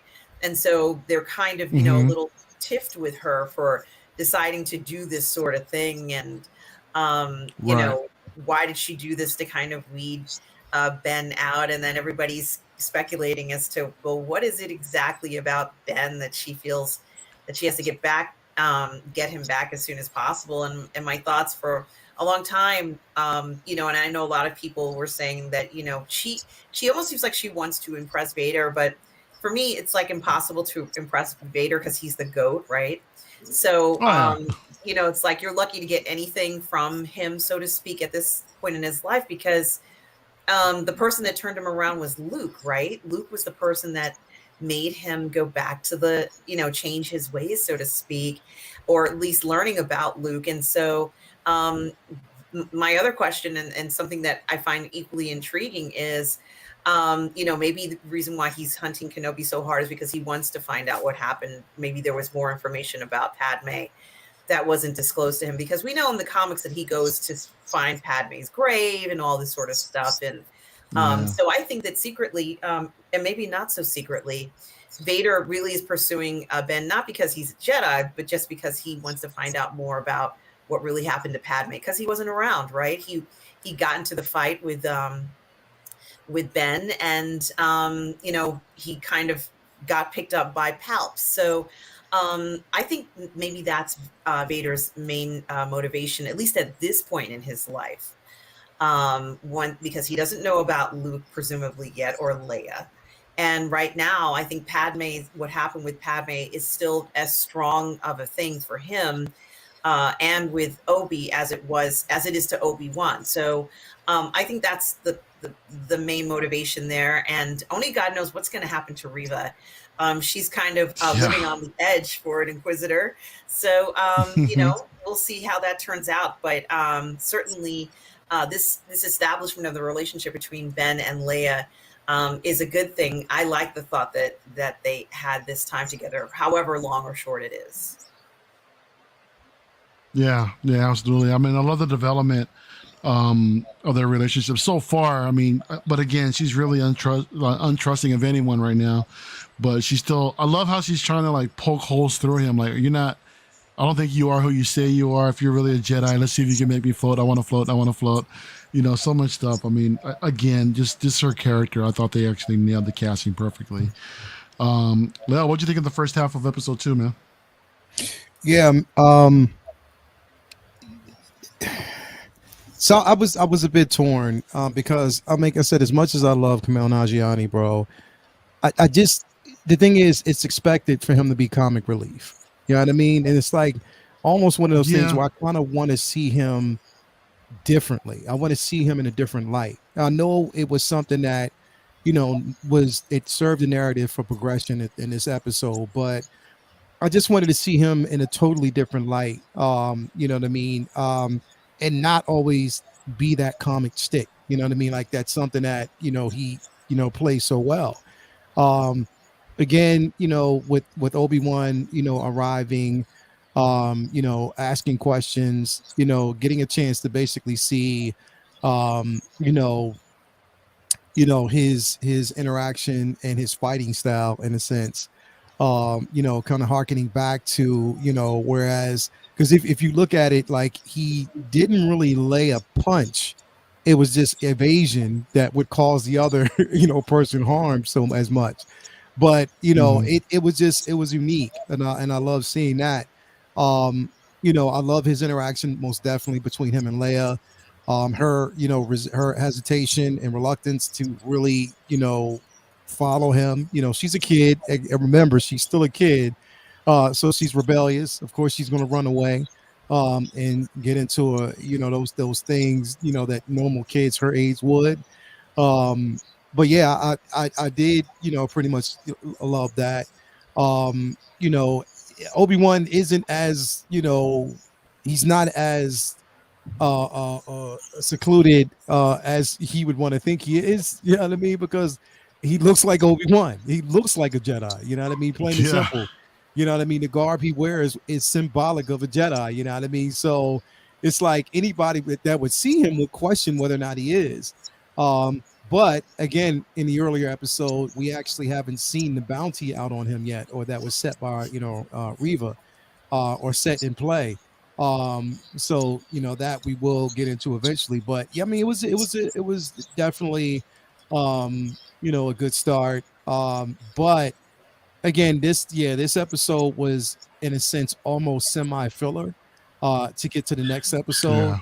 But again, I love the banter between him and Leia. Like that, the chemistry that he has with this little girl is amazing. And I think that, we say that about because she's so good.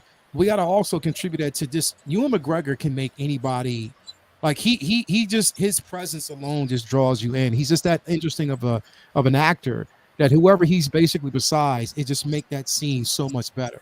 And that just goes to like how good of an actor he is. Like he's an amazing actor. But yeah, I mean, It's definitely, something that really had its cringe moments, like we said. I mean, again, my only Sure. drawback about the opening and these, getting up to this point was Kumail Nanjiani's character. Like, although it fit, I just wish we would have seen something different. That's all. Yeah, I got you. What about you, CC? What are your thoughts on this first half of this episode so far? I was really happy with it. I know it's funny that you said that it felt like a filler episode. I think the third episode to me kind of felt like a filler episode. Whoa. Yeah, which we'll get to that, but Yeah. I liked the world building, how we saw we saw like that creature stall as they were running through, and like he was trying to catch her. I think we got to that point at this point in our discussion, but I just loved that we got off planet too, especially because that was so disappointing with Book of Boba Fett that we got Tatooine, Yeah. and then we finally got the Mando episode, a little change of scenery. So I really liked everything about this planet. I didn't find anything like too cringy or problematic. I think he seems like the false Jedi seemed more like a charismatic character. Not one that I took to be like a lot of comedy relief, but more of like, this is someone who you can imagine being swindled by because of his charisma more than anything else. But I could totally see that point. But yeah, I loved the banter. Like when he was like, "Oh, you're my," if anyone asked her, "my daughter," and she was like, "grandfather," more like, and he was like, Yeah. She's like, I thought that was hilarious. But yeah, I think this was a great showing for a second episode. So one of the complaints was that maybe she was a little too intelligent for 10 years old. But I think I'm skipping ahead a little bit with the bounty puck and her freaking out about it. I think any child, if they see someone who they think they should trust in like basically a wanted poster, is going to get a little freaked out. So I didn't think that was a huge stretch to the imagination, but I think I skipped ahead a little bit. But yeah, overall, I really liked this part of the episode too. You know what threw me at the beginning of this episode? What's that? Lola's buzzsaw. Just imagine if your kid's tablet had a built-in circulating saw feature. Like, oh wow! hey Siri, cut me loose. Like that was bizarre that thing had a buzzsaw attachment in it. Like I get R2 having all kinds of crazy stuff because that's something that. But that thing is meant for like kids to like. It's a Google. It's a like a drone Google, and it could also free you from ropes. I just thought that was very weird. It's convenient, isn't it? It was very convenient. Yeah, definitely. Let me try to get these back on track again real quick. So after that, they make their escape. So the Inquisitors show up, and the Grand Inquisitor isn't really happy that the fact that Reva went ahead and put the hit out. Why is she not already a bounty on Obi-Wan? What's that? Nothing. I'm sorry. Go ahead. All right. He mentions to Reva that, hey, you're like the least of us, and that she's no longer needed. So I thought that was kind of interesting. So then Reva ends up going to ask Flea and his crew to send a signal to all the local bounty hunters out there to keep an eye out for Kenobi. So she sends the signal out, and where are we at? So then Obi-Wan is again walking the streets with Leia, and she sees that he has a lightsaber, and she's telling him to just use the Force and make her float, like I said earlier before. But then they run into this bounty hunter in an alley. So then Ben beats him down real quick, and then Leia sees that there's a hologram, a basically wanted sign of Ben's face, and she starts, like what CC mentioned earlier, she starts freaking out and says, why is there a wanted, why is your face on that man's hologram? So she's like, what if you're the real kidnapper? Then she just takes off running in a panic. And then after that, we just find ourselves in a rooftop chase. During that chase, they're jumping in between buildings. Some of the bounty hunters see them on there and they start opening fire. Reva makes her way to the top of the rooftops and just keeps an eye out for what's going on. She sees where all the action is at and hurry ups and makes her way out over there to what's actually going on. Let me try to catch up here a little bit. That's what I talked about earlier. So then while they're on the rooftops, there's this large gap between these two buildings in which Leia tries to make the jump, but then, she can't. She ends up falling short. Obi-Wan sees her and tries to save her. He reaches out with the Force and after a little while just ends up saving her from her own fall. So yeah, I would imagine that was the first time Obi-Wan's actually even attempted to use the Force since he agreed to watch over Luke on Tatooine.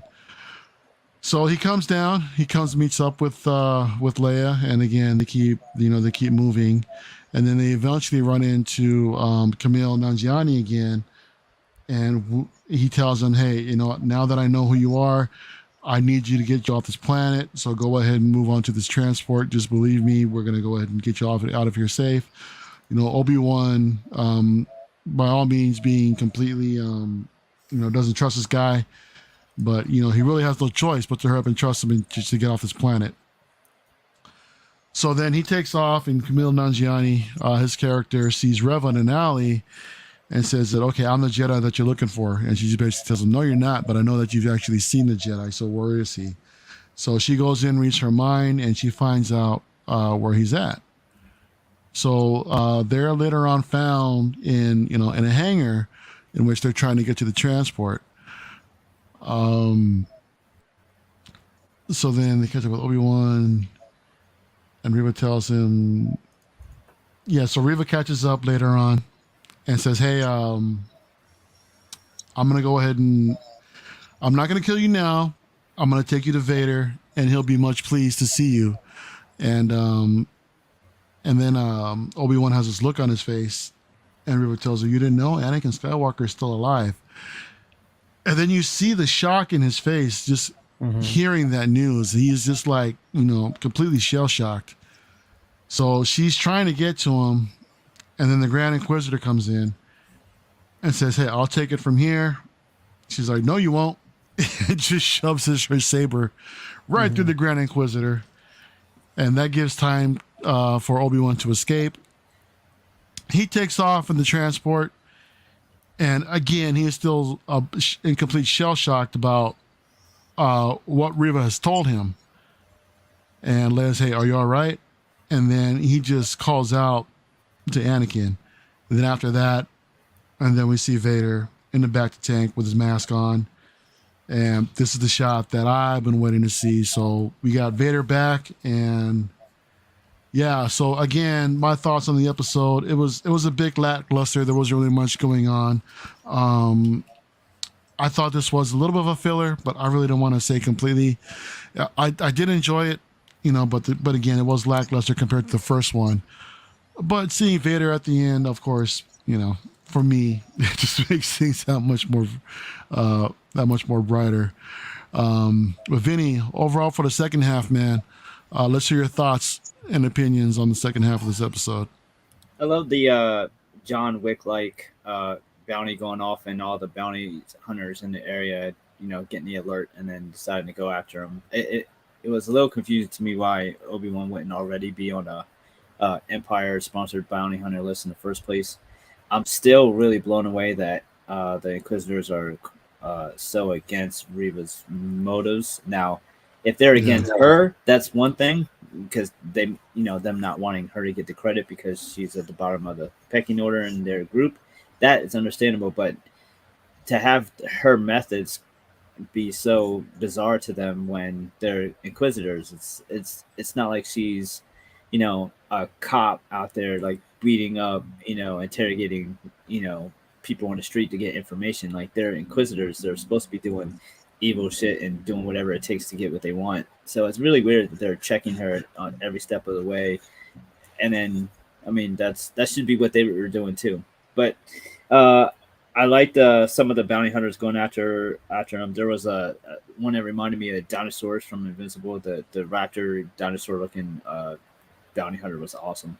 And I love the rooftop parkour is always awesome. She was I don't know, she was really far away. That was a long trek to get to them, but it was a lot of cool imagery. Her chasing down to get to Obi-Wan before he got away.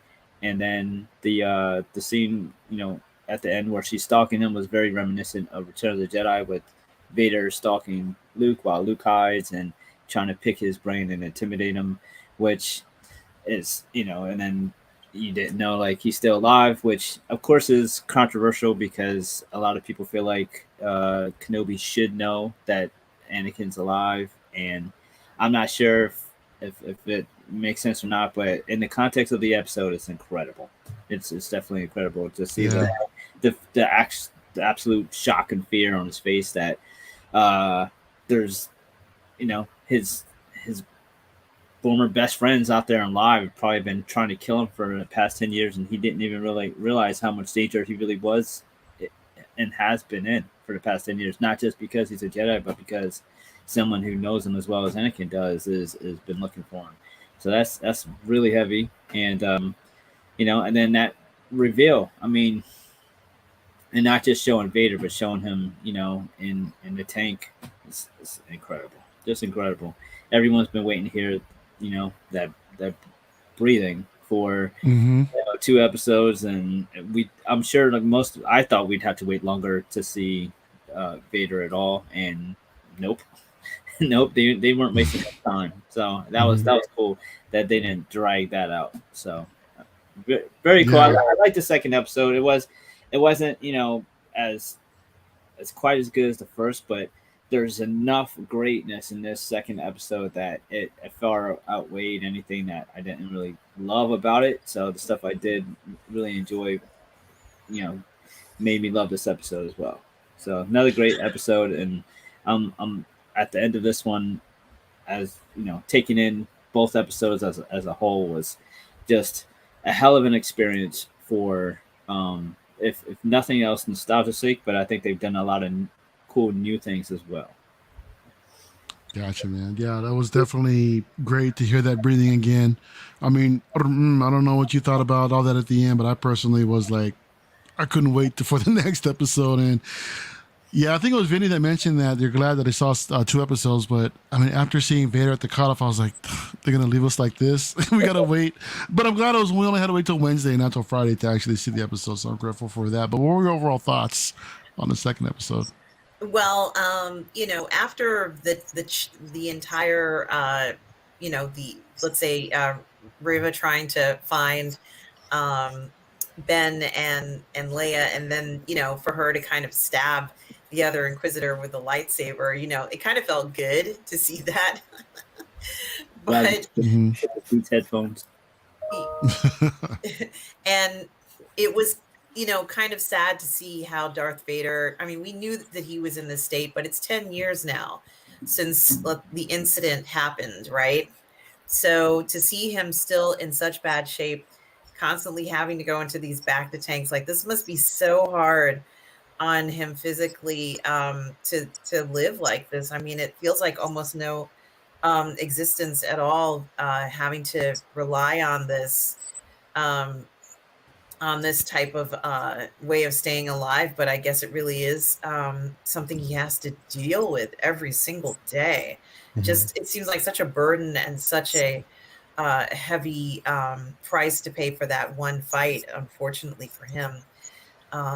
So I'm not going to say I felt sorry for him, but the struggle is real. This probably, from the outside of this outfit that he wears, inside he's just this fraction of what he was, and it seems really hard to believe how beautiful Hayden Christensen is compared to what is left as a result of this. And now we know that that's actually what's left, because we're seeing even more now. And it just is so hard to see that a lot. A few times we saw a glimpse of him getting his his helmet put on him. And that was like, wow, we saw the helmet and we saw, you know, that he's inside of this this burdensome outfit or life support system, if you will, that looks really cool on the outside, but inside, gee, he really is you know, not the person he used to be. And thank you, Beskar Kid. He really isn't the person he used to be physically. So that's the Yeah, thing that man. got me at the end, was just seeing that last bit, and I couldn't stop thinking about it. Honestly. Yeah, no, definitely. Um, yeah, it's just like you said, inside he's just tormented and suffering, and but it drives him, it keeps him going. I mean, Lael, what were your thoughts about the second half of this episode? Yeah, it again, it was a slow build, but with reason. Because that last episode, it was a setup for that. We basically discovered, Reva's agenda. She revealed it. She wants to be the one to capture Obi-Wan, to take him before Vader. Just to appease him. Again, her aim is to become the Grand Inquisitor, to be recognized and to feel like she's that at that level of importance. After Wit, being, or feeling like she's been forgotten by the Jedi Order, or she was left behind, or they failed them. Now she, it's no restraint for her. You know what I mean? She is driven off of emotion. And we see all that, in this particular episode. Fueled by hate, fueled by anger. Literally, she's not going to kill Obi-Wan. She wants to basically see him and, pain inflicted on him. But the revelation that Anakin, is still alive, that's shocking, because again, at some point he was disconnected from the Force, so of course he wouldn't be able to feel him. But immediately, once he made that connection, and he said Anakin's name, boom, that connection was, reinstated. And of course they feel each other, through the Force itself. But yeah, I thought that was great. And again, like I said, I mean, Vader is a shadow of who he used to be. He's a shell of what he used to be, as Anakin Skywalker.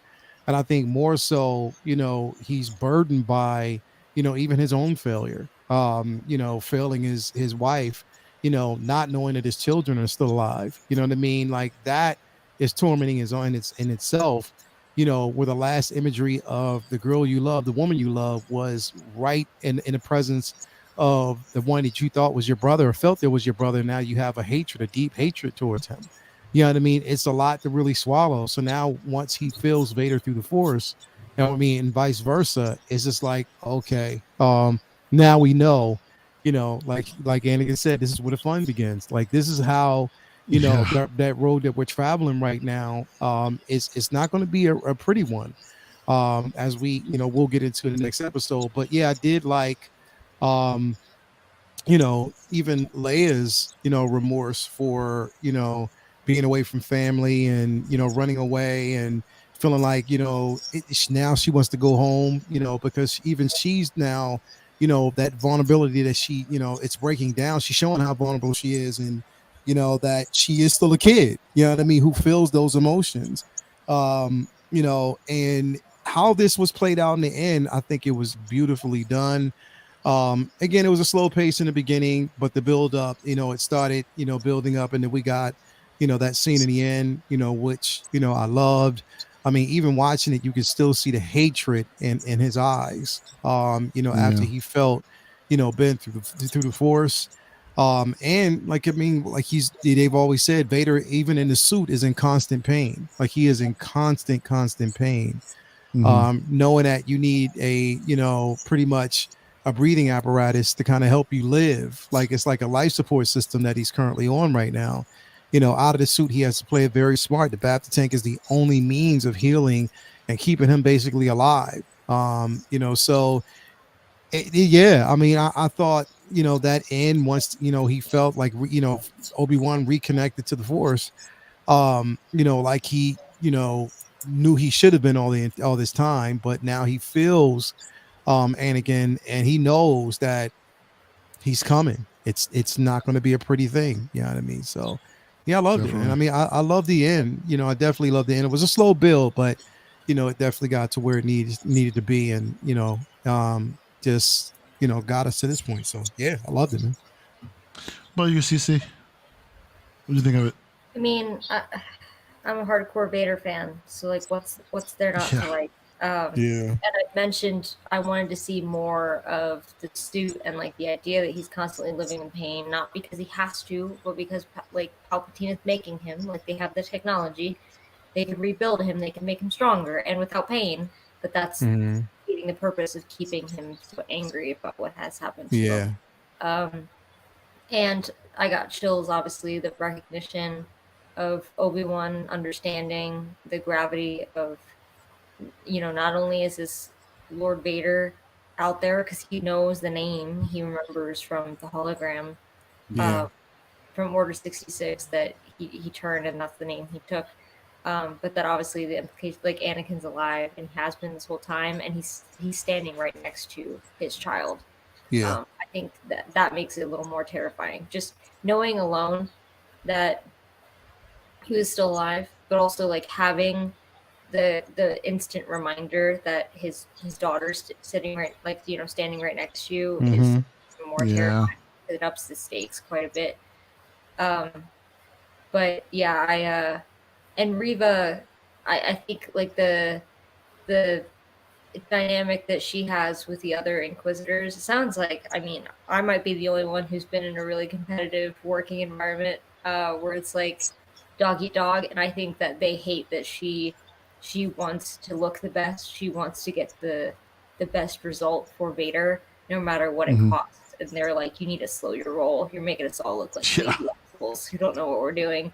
Because she seems like she's thought one step ahead of them, and it's a lot of one-upmanship. So I could see that it's. I mean, they're not good people. We shouldn't expect them to be good people. They're not going to be like, oh, you're ambitious. We're going to mentor this ambition and make sure that you become the next Grand Inquisitor, because that seems like, no, they want that all for themselves. So they're not going to be like cuddly cozy with each other. That doesn't make any sense. But I think the guy, I forget the actor's name, but the gentleman who plays the I keep forgetting the names. Fifth brother. Yeah. He's amazing. He's my favorite. From Fast and Furious. Because he's the Mr. guy Solo. who Fast and Furious. But I think he, one of the things that we've talked about too on Rogue One 6 is we kind of hate these aliens that, hate's a strong word, but the aliens that have like country accents or just normal basic accents, like they're talking just like I'm talking now. It's like, come on, you can just do like a synthesizer or like some sort of accent. I'm not talking Jar Jar accent, obviously, but like just something to be a little different. So I think the more interactions I see with him and Reva, the better. Yeah, absolutely. Well, so I'm gonna go ahead and keep it moving. I mean, the last episode, episode 3, and to me, I think this is the big one. So I'm really curious to hear, you know, everyone's thoughts on this entire thing. So it starts off, we see Obi-Wan on the ship, on the transport. They're coming back, and we see him in deep meditation talking to Qui-Gon, saying that Qui-Gon, give me the strength to deal with this because Vader is coming. And at the same time, I just want to play this video. I really do. At the same time, we see Vader just being built and put together in the background, which we've never seen anything like that before. I thought it was just an absolutely amazing opener, and we're all excited to actually see Vader finally come out and you know, just basically be Vader and do his thing. And then on the next scene, we see him talking to Reva on Mustafar. On the throne, on his throne. And on top of that is James Earl Jones again. So we get to see Again, James Earl Jones is blessing us again with Vader, and I love the fact how they synthesize his voice to make him sound younger, as he did in the previous trilogy. Mhm. So he's talking to Riva. He's asking about, hey, where's Kenobi? What's going on?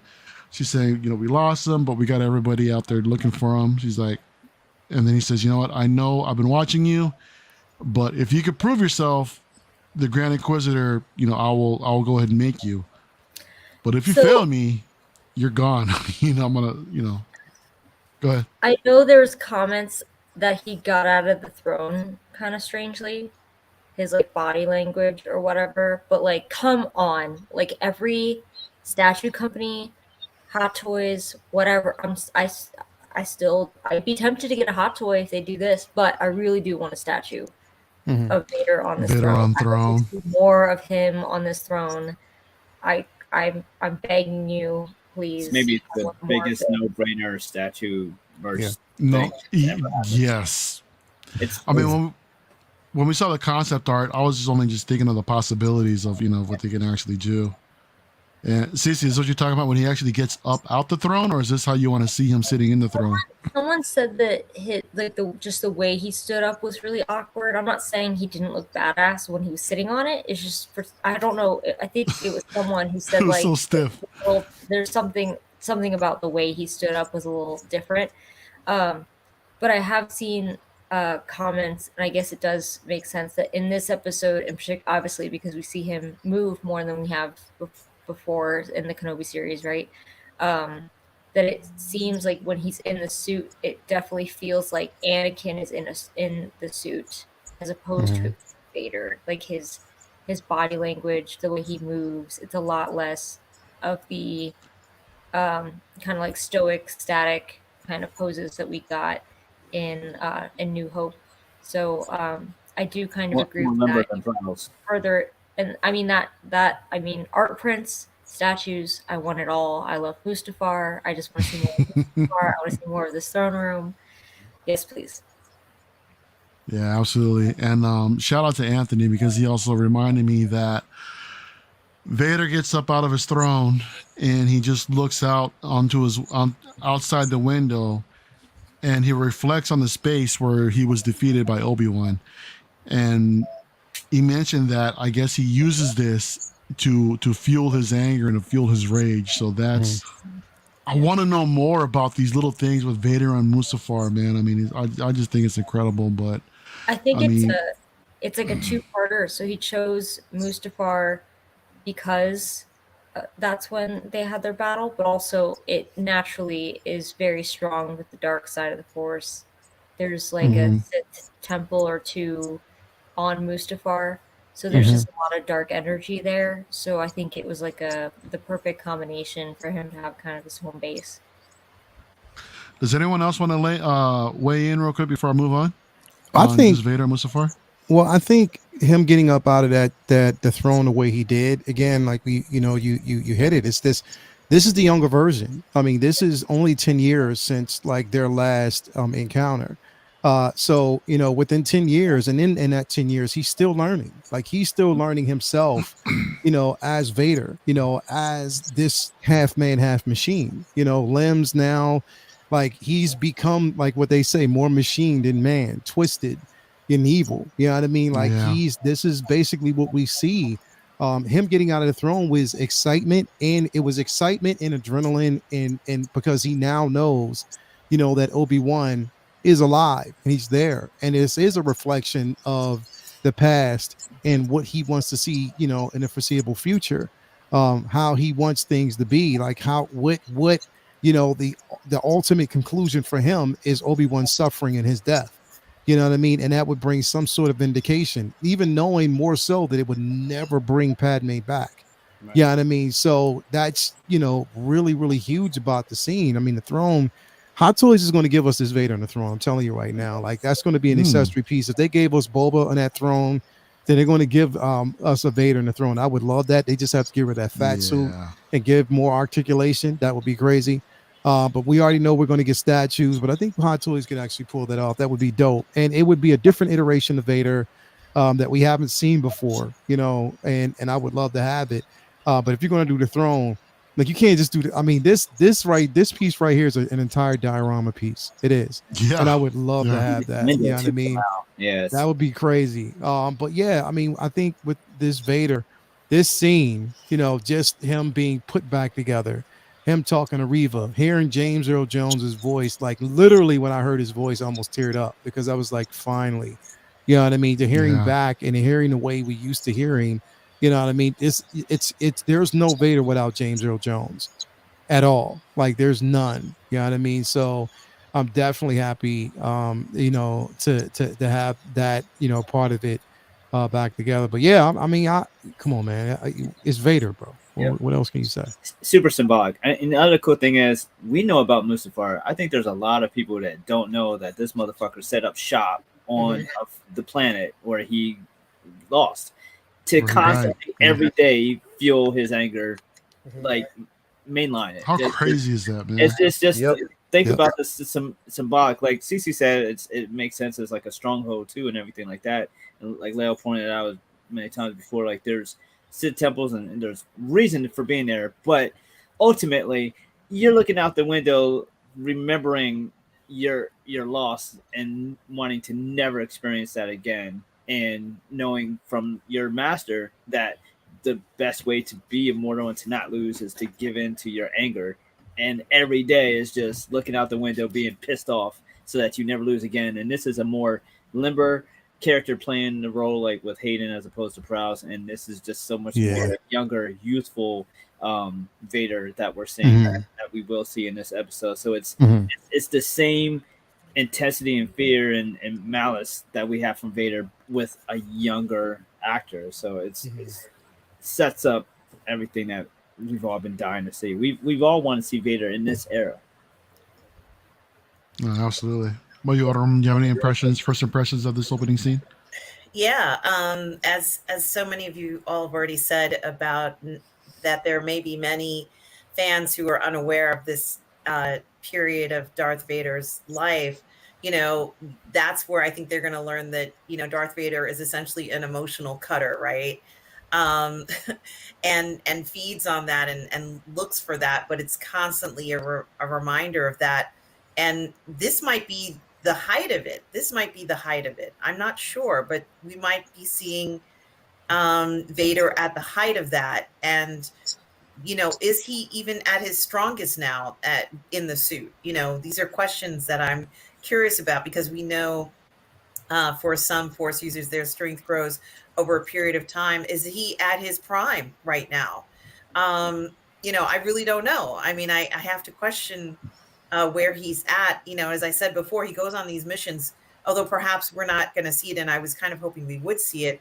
He goes on these missions that he's sent on by palps that's incredibly dangerous and very precarious, and he's always getting out of these scrapes and twists and turns. And of course, you know, he probably has to go on that back to tank every day. But even if he didn't have the dependency on the back to tank, what palp sends him out on, he'd have to come back and go in the back to tank, because he's constantly being threatened and pushed to the limit. So it's just such a perilous journey for him. And this might be where he is, right there in that throne room, might be the only place of solitude he has, which is ironically facing the area where he had the beginning of such a strong tormental, you know, lifestyle change, so to speak. But it's what's driving him right now. I mean, just staring at that spot. It's amazing. I mean, absolutely, I love this opener.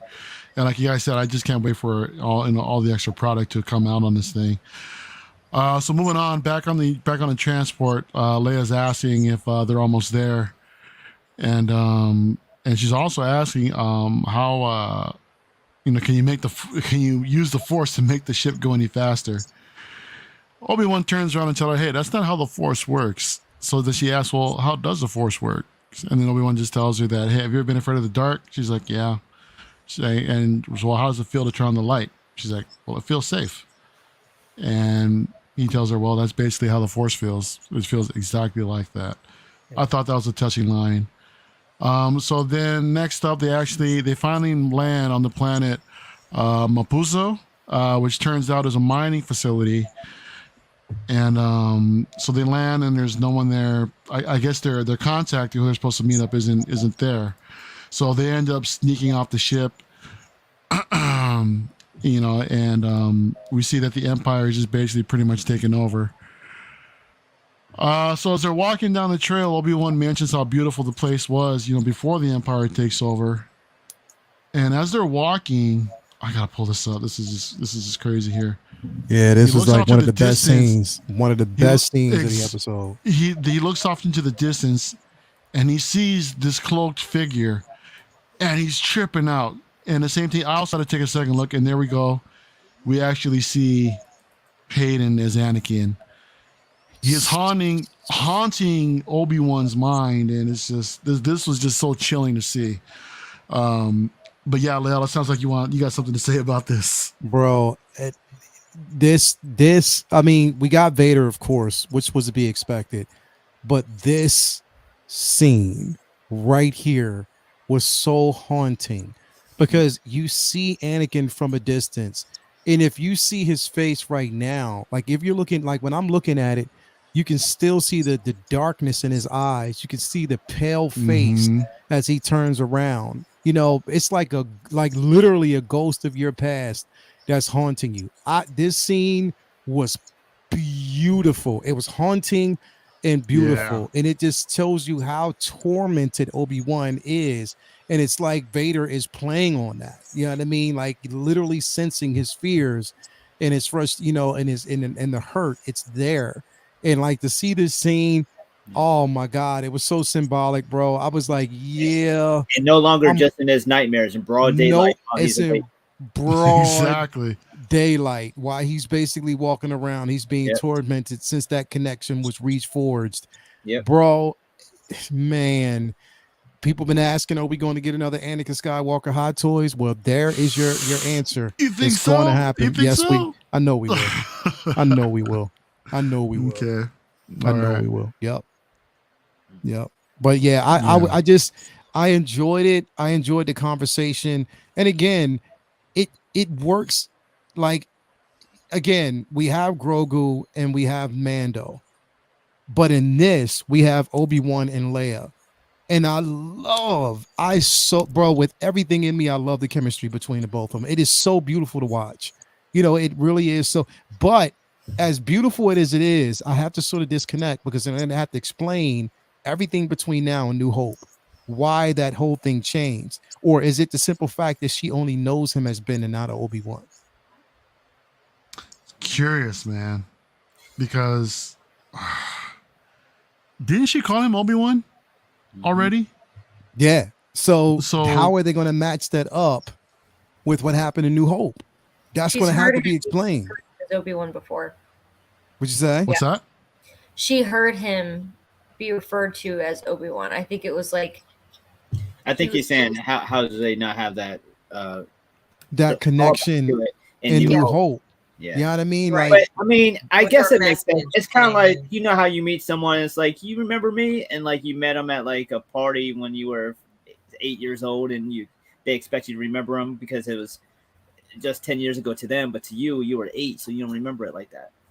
But at the same time, she's had an experience with this terrifying experience. It's a lot more than just a random conversation. Yeah, like so the connection is there, so they're going to have to really explain that. People were saying, I'm sorry, that talk on that shuttle.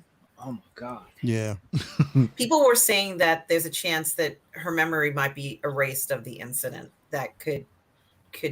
Okay. And then as a young child to have such a traumatic experience, it'd be better for her to not even have to worry about that anymore. And that would kind of solve it, you know, in a way. Maybe he does it through the Force. He could do it, right? Yes, he could. Yeah. Or Reva could. We saw what she did with what's his face, like basically like doing what Kylo did to extract information from him. Mm-hmm. I wonder if he could do the same. I mean, she might after all this want to get away and go join him and do so. He might have to mess with her head to keep her safe. Yeah. Or he wipes her mind to keep her from asking more questions, getting closer to the past and knowing exactly what happened. And She it's might gonna- find out who she is, and that might be why she needs her mind wiped. So that's Right. she, you know. Maybe. Or she Maybe, might yeah. have seen Obi-Wan's name on the bounty pucks that were everywhere. Yeah. If it was written under his photo. Maybe. But it'll So be interesting how they clear that up if they do. Yeah. yeah, this was again. This was a crazy scene. So then Riva ends up on the Inquisitor base, in which she instructs the rest of the Inquisitors to go ahead and send the probes out to the mining systems. The Inquisitor's like, "Hey, you're not in charge here." The fifth brother starts getting upset with her and says, "Hey, I'm the next in line." He like damn near slams her face onto the table. And but she comes back and says, "Hey, I spoke with Lord Vader, and he said that I am to lead this mission. So, launch the probes." So they reluctantly go ahead and launch the probes out to the mining facilities. So back on Mapuzo, Kenobi and Leia, they meet up at the location where they were supposed to, and no one is there. So then they meet up with this random traveler, and Ben's trying to stop her. But then she says, "Hey, we're lost here. We're stuck, and we're trying to get to the nearest spaceport. Can we hitch a ride?" And I know this is Cece's favorite character, given the accent and everything. He says, like, "Yeah, sure, hop it in the back." So as they hop in the back, we see Obi-Wan look back here, and then there he notices the Imperial flag that's pretty much on the back of the truck. So there's already signs of trouble there. So they're making their way along, and then they stop to pick up some wandering stormtroopers that had missed their transport. So they pick them up. They have a little bit of conversation about what's going on. Why is he here? And there's a point to where, this is another touching spot here too, in which, hey, my dad brought me here because this is where he met my mom for the first time. And Obi-Wan says, "Yeah, she's no longer with us. It's been a difficult time." So then he accidentally calls her Leia, and then the troopers are like, "Hey, I thought her name was Luma." So, well, Leia was her mom's name. Again, this is every time that I see her, every time I look at her face, I just can't help but see her mom. And then they have that one little connection there, and I'm just like, dude, that's crazy. So they drop them off. They drop off the stormtroopers, and then she asks him. She's like, "Hey, you know my mom, didn't you?" And he's like, "Yeah, I knew her." He's like, "Well," and he asked her, like, let me ask you, are you my real father? I love that. He says, "Yeah." He's like, "Nah, I wish that I was." And then just the look on her face afterwards, like, and she says, "I wish I would have known what he was like." Seeing that, man, through these kids, that broke me, bro. Yeah, That really broke me, bro. I was so and Speak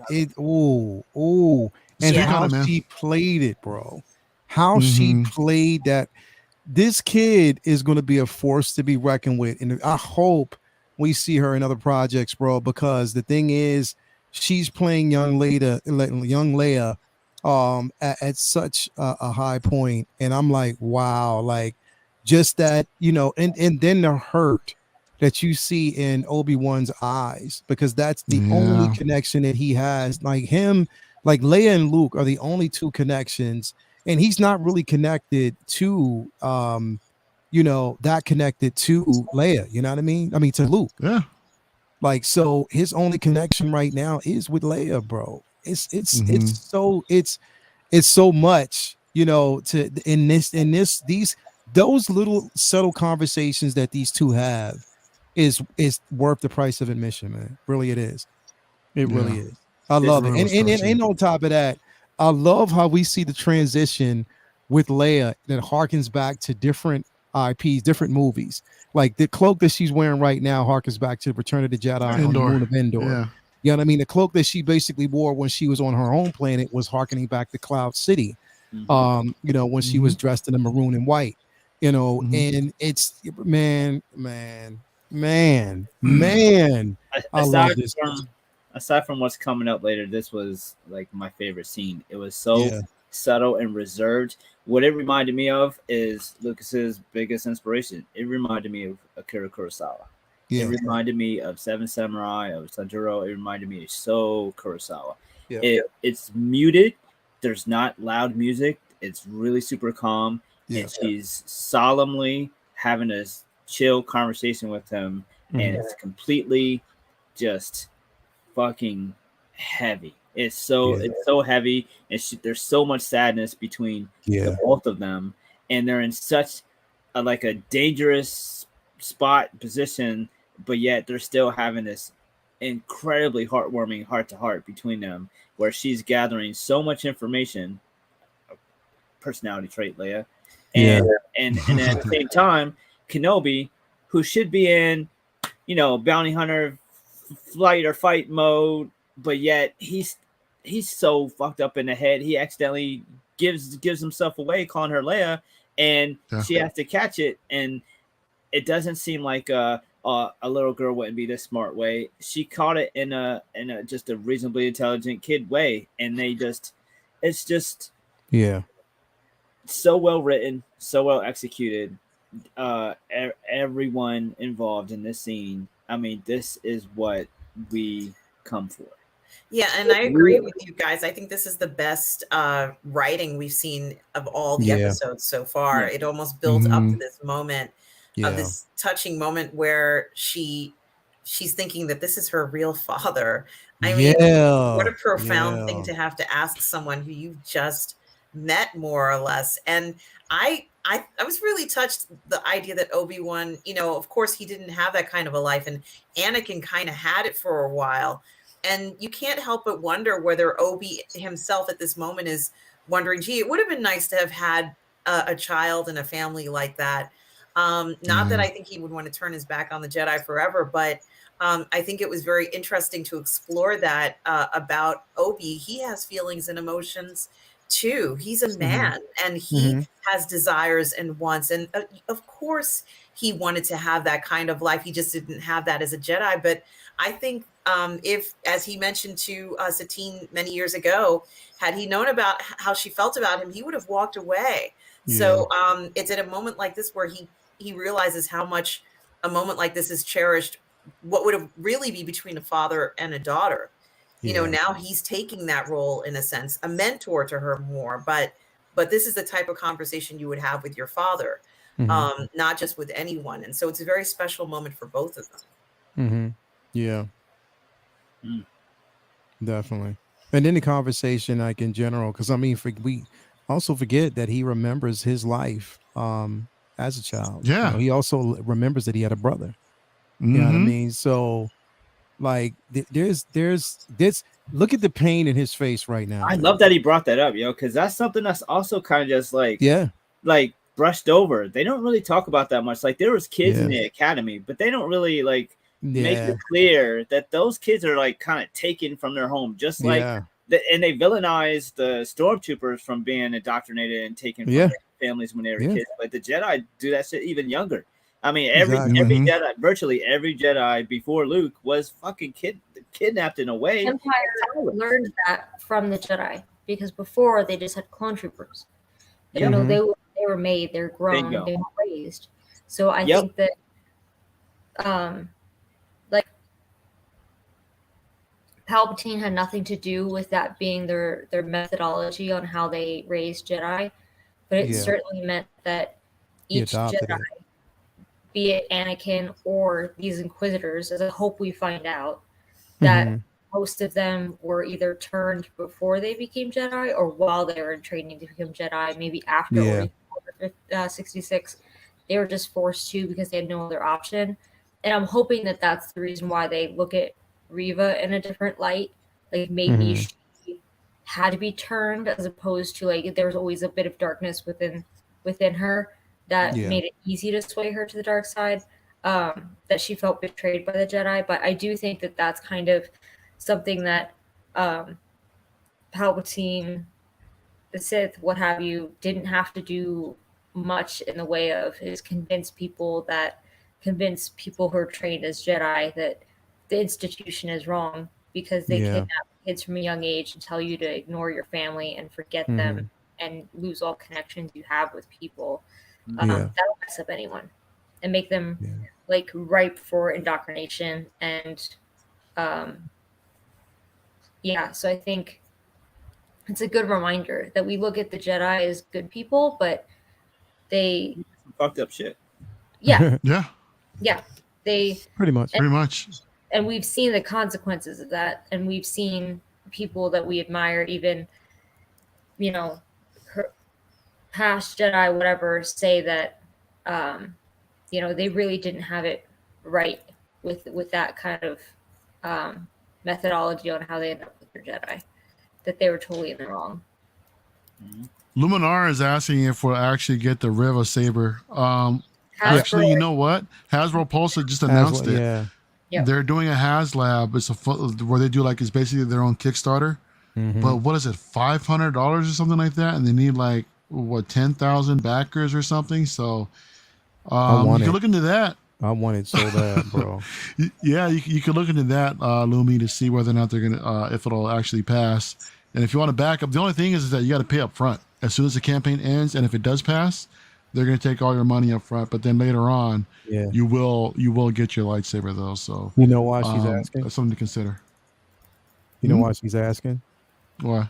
Because she's going to cosplay as the third sister. Oh, Nice. shit. Oh, is she? Yeah, Nice. Ruby's going to cosplay. Oh, She already nice. said it. So she's ready.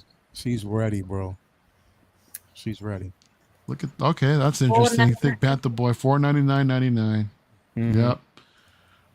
Shout out to John. What's going on, man? John's in the house. Good to see you, bro. John, what's going on, brother? What's happening, man? So yeah, moving up. So let's keep the story going. The truck pulls up at an Imperial checkpoint, and the troopers are asking Obi-Wan, hey, where they're heading. So they let him know that they're farmers. They're trying to get back home. So then they call in a probe droid. And this is when this is when shit goes down. The probe droid actually scans his face, confirms his identity. Then Obi-Wan just starts going. So anyway, he just starts dusting everybody off. Yeah. So they all they get into this fight, and then we see one of the troopers actually fall and get chopped in half on the barrier. That was crazy. That was nuts. Yeah, that was It really cool to colorized his see. wounds. Yeah, Because it colorized the wound when he sliced through. So that's just the way Lucasfilms get. Look at it. You can still see it right there. Yeah. That is funny, bro. That is crazy. So then at the next scene, we see this next transport come up with a few more troopers, telling them to lay down on the ground. But then we find that their officer is actually the one that shot them down because she's a sympathizer for these people that are trying to escape. So she's helping out. She's helping everybody escape. So the Inquisitors actually go back and they confirm the location that Kenobi is actually is where he is, and they inform Vader, and then they move out. So then in the next scene, the officer leads her back to a safe house, which is disguised as a droid maintenance shop. So after that, they're led to the back room, and this was kind of a cool little call out to see. Obi-Wan's looking around and he says, "Hey, Quinlan was here." So a little shout out to Quinlan Voss going on, bro. And I heard that O'Shea Jackson Jr. is playing him. I hope not. And I hope not. Okay. I hope not. All right. Well, because he's casted in here. He's casted in there, but I hope he's not Quinlan Voss. No, don't do that. No, you don't see that? No, not at all. I don't. They better not do that, or he's gonna have to be in shape to be Quinlan Voss, man. True. That's true. What I mean, because Quinlan Voss was very strong in the Force, very athletic. No,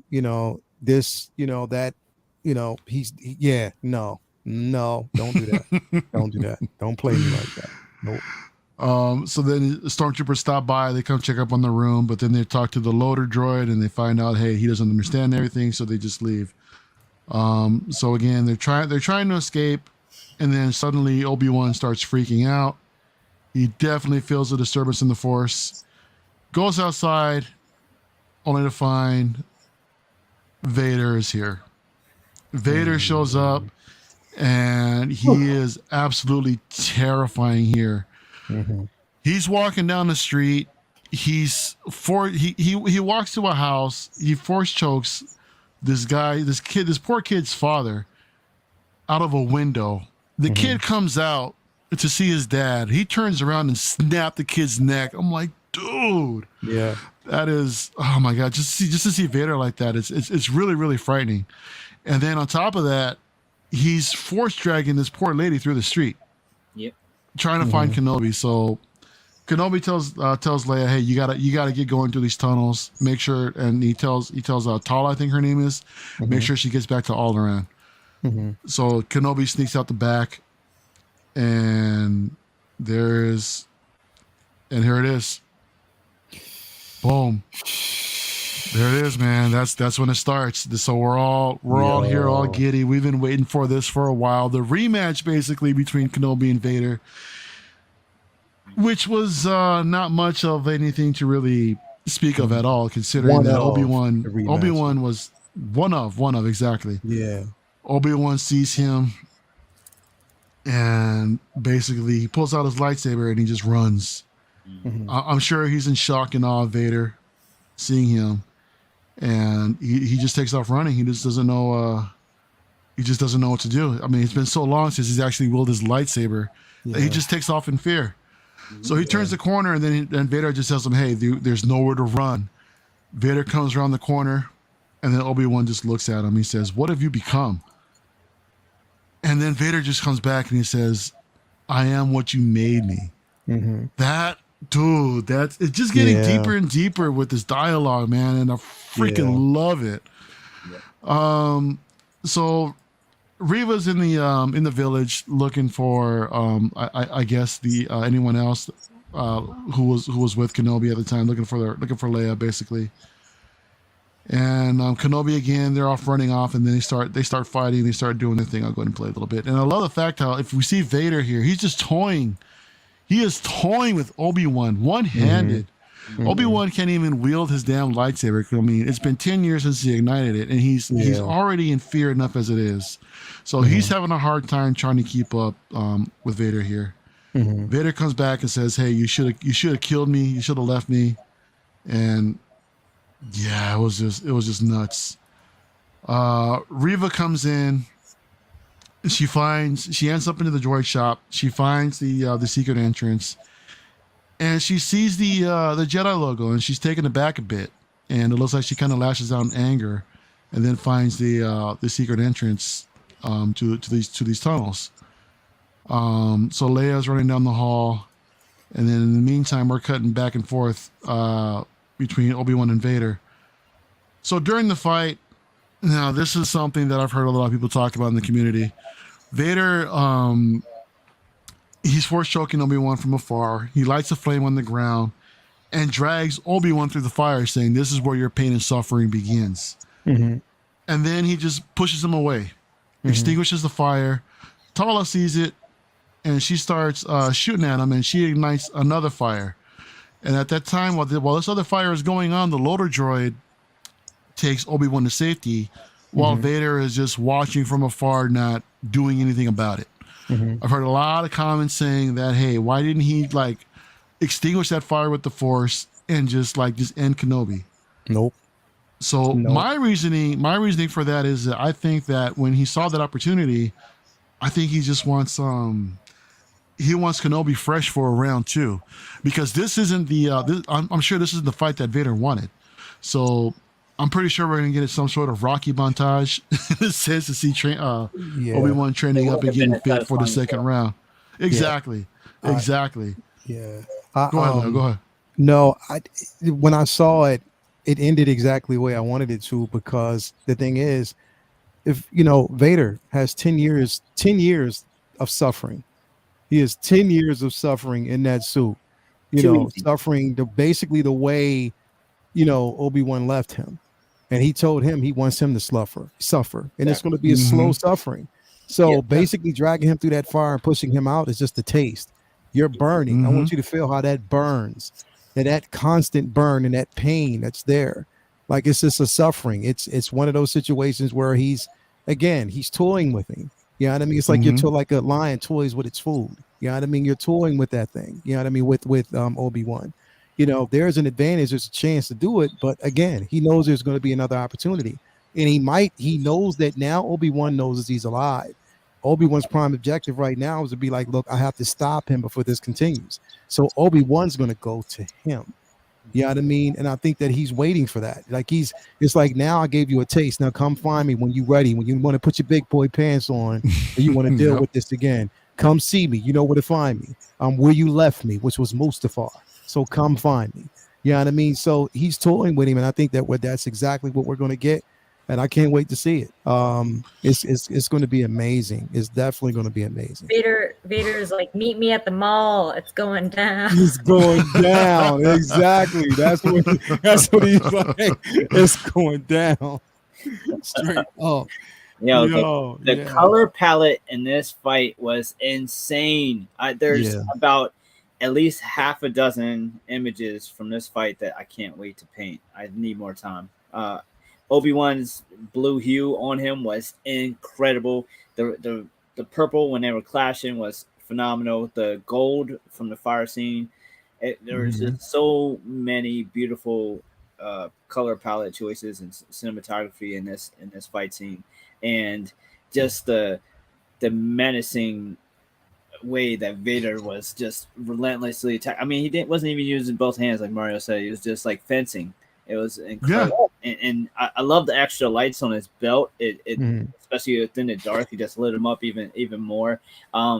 It just was absolutely what we wanted to see, because this is, now Kenobi not ready for what Vader has become, because Kenobi is barely able to deal with like his own thoughts, let alone being under attack. So he's just not at all ready for this. And I love that Vader absolutely just let him get away. And that's not just plot device, because obviously if he couldn't have killed him there to throw off the future films. But this is like, I've waited 10 years to fuck you up, and you weren't a challenge.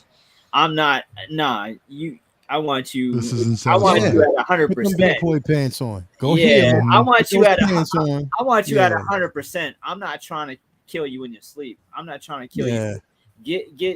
Get ready, because this is a challenge. Yeah, he wants a challenge, and he realizes that Kenobi is in anguish over what has happened, and he's feeding off of that, and he sees that he's fucked up in the head over everything. So he doesn't want to just end his suffering. He wants him to suffer more. I can imagine, like, if they had the time, Vader would want to just hunt him down planet to planet and just injure him over and over and just keep him on the run. This is super, super personal for Vader. This is not just killing a Jedi for the Empire. Palpatine, this has nothing to do with Palpatine or hunting down Jedi. This is super personal.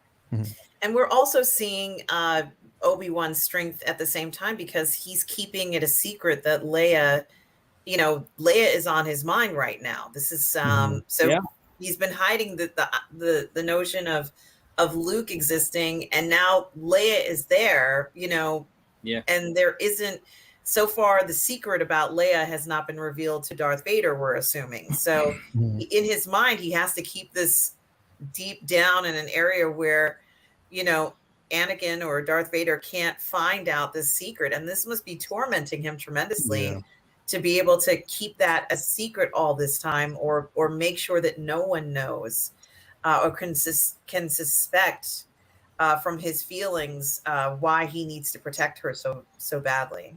And I guess it kind of has to end with Kenobi up, right? To get to the speech in New Hope being, when I left you, you were the master. So it has to kind of leave off where Kenobi, if not defeats him, at least is a much better, performance on his behalf than he performs here. So there definitely will be another round. Yeah. Single songwriter saying that he hopes to see Ewan dress as Alec Guinness Kenobi in the next episode, now that he was injured with his robes burned up. Curious. True. Yeah, that might be a thing. So, Cece, what did you think about all this? You said that you felt like this episode was actually more filler than everything. So I'm really curious to hear your thoughts. Everything up to this, I thought felt very fillerish. Like if we were to compare, like basically summarize what happened in this episode, they got to a planet, didn't rendezvous with who they thought, got into it with some stormtroopers, and was chased by Vader. That's basically what happened. Which, I mean, that's not to say that there's more that happened in the first 2 episodes. But this one, that them, like them showing up to where they thought they were going to rendezvous, getting sidetracked, having a conversation in the truck, as important as it was, to me, kind of felt like just filler between us actually seeing this confrontation, this small confrontation. I liked Lael's analogies a lot better. I told my friend that this felt more like foreplay, like we're just waiting for like the main event later. Like we don't want it to happen so quickly. But Lael said it more PG. But obviously, I liked. I mean, anytime that Vader's on screen, I appreciate it. That scene with him dragging people through the town was fucking terrifying. I appreciate that because I think it's when you think about Vader as we know him in the movies, there's not much he did that was terrifying. If you think about it, Tarkin was the one who blew up Alderaan. So Vader can't even put his call on that, saying that he was the one who caused like the deaths of millions, right? So that just, it felt kind of like a horror movie kind of situation where you felt, even though we know Obi-Wan lives and survives this, we felt worried for him, worried for what's her name? The sympathizer. We felt worried for Leia. So again, the stakes aren't terribly high because we know that all those are characters that do survive. So it's just prolonging the inevitable, which is like the big clash that we're going to see with both of them. So that being said, do you think that we actually?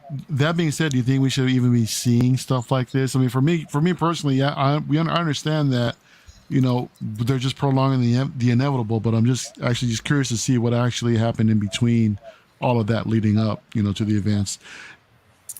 I mean, if they hadn't showed something like, I'm not saying that this wasn't necessary, it was, but if we had seen Vader on Mustafar or in the Bacta tank on Mustafar, and then in say like episode 4 or 5 or 6 had this like epic battle, I would have been like, fuck you, we wanted more Vader.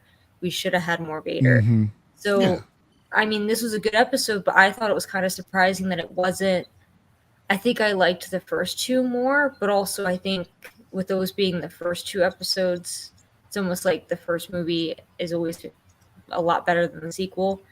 I appreciate the first 2 more than I appreciate this one, but looking at reviews, hearing feedback after the fact, it seemed like a lot of people really liked this episode a lot more than the others.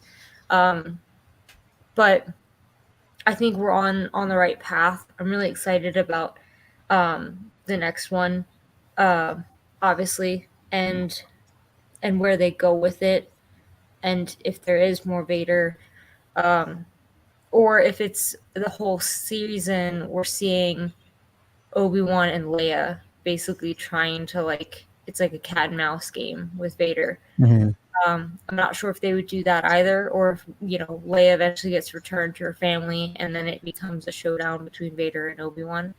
I have no idea, but also there's, as we're kind of wrapping up the discussion on this episode, it was someone at Celebration who told me that Ewan had teased that there might be more Obi-Wan, either like more episodes or I just shared it on my page because somebody just dropped, or the news has been dropping around that there might be a season 2. Because he was on stage and he commented something about more episodes, and everybody, you know, their eyes raised and everybody's very interested. Because they said something, you know, even on the live stage. He said, I know everybody's, you know, ready for episode 6. Somebody said episode 7. He said 7, 8, 9, and 10 or whatever. He just actually started going up. So, you know, who knows? We definitely. But I thought I heard something that this was labeled as a limited series, and with that they can't even do a second season. You know, so if they're going to label it, it's basically labeled as a one and done. Well, And even Ewan McGregor it. came out. Even Ewan McGregor also came out later and said that they had no plans to do a second season, and it's still just going to be 6 episodes, and that's it. But why would he say what he said at Celebration as well? So yeah. Well, they can call something a limited series and still, I think, do 2 seasons. It's just it just matters at the end as to what they put for like Emmy consideration. If it's a limited series, then they have to consider it a limited series. And we knew that from like WandaVision, they put that up for Emmys as a limited series. Same thing with Moon Knight. And Moon Knight. Yeah. And Falcon and Winter Soldier, they didn't do that. So we knew that unless did they put Moon Knight up for a limited series?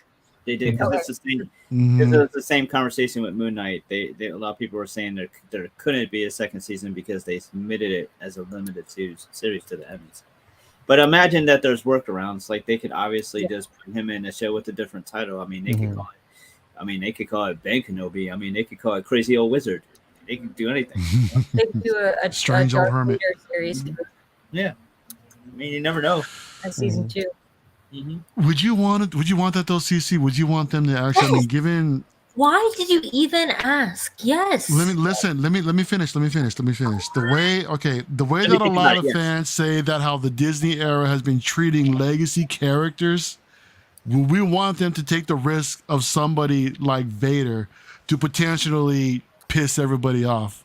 Legacy characters is not Boba Fett. Boba Fett is one character, not legacy characters. So, in my mind, they haven't screwed up legacy characters. Well, a lot of people say they screwed up Luke. No, a lot of people say they screwed up Luke. I don't think their failures means don't try ever again. Right.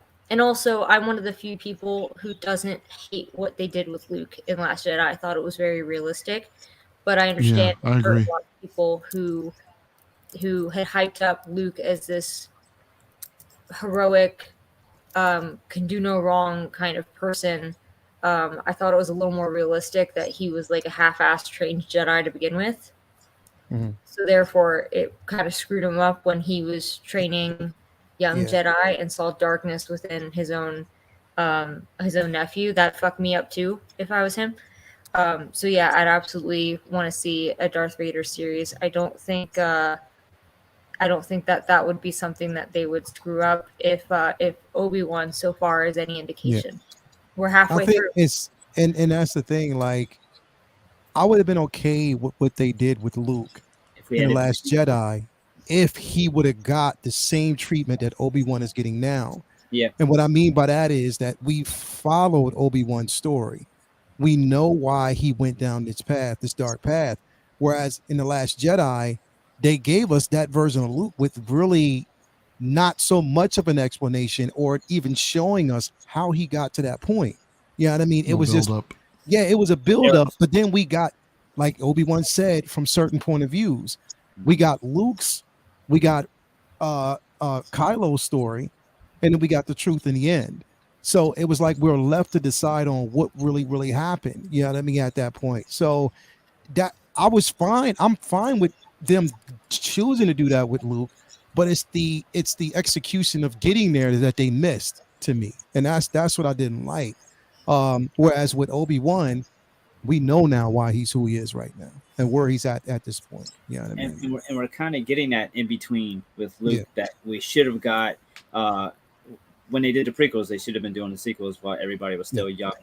But we're kind of getting that now with kind of CGI. So there's a lot of good that they're doing with the legacy characters that has an opportunity to kind of steer the ship back in the right direction. So I absolutely think it's worth the gamble to give us a Vader series or a Luke series with a younger different actor. I think CGI for a whole series is sustainable, but I think that Kenobi is going to prove that there's still interest for that. I mean, I think as a whole, we want to see them try other things where there's not so much emotional investment, and if they fuck it up, we're super pissed.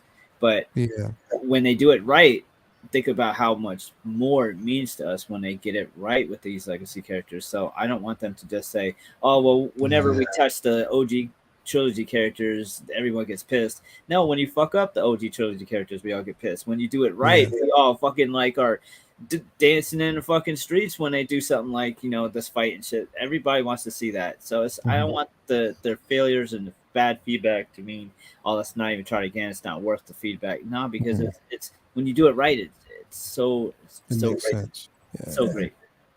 I feel you. So just to cap it real quick, the final scene, we see Leia walking down the hall, and then on her way out, and then we see Reva waiting for her at the end of the hall, saying, "I'll go ahead and take you from here." And she sees the pilot that was supposed to take her to Alderaan dead on the floor. She takes off running, and that cuts the episode. Again, for me personally, I thought this was a great episode. I can understand why most would like the first couple more, but you know, Vader tinted lenses right now just have me all hyped for this particular episode. So I don't know how Reva got around her to the end of that tunnel. So there was no. If you look at the beginning, there were two pathways. So she might have. There was another one. There were two. Because I hadn't got a chance to watch it the second time yet. I meant to watch it again to understand that. Yeah. Get around. Yeah, I was looking for that too, actually. Okay. Yeah. So yeah, guys, we're coming at the 2:45 mark. I know it's hitting midnight for you guys right now. We're getting pretty late. But I want to thank everyone for showing up today. And I just wanted to go ahead and cycle through everybody here. What's going on everybody's channel. So we'll start with thank you for showing up tonight. And what's going on with Positive Fandom? Well, you know, you can always check me out at Positive Fandom on YouTube or on Twitch. I have my normal 10:30 a.m. Sunday brunch show at 10:30 Eastern Standard Time, where you can catch all the parlay going on in the fandom on Positive Fandom.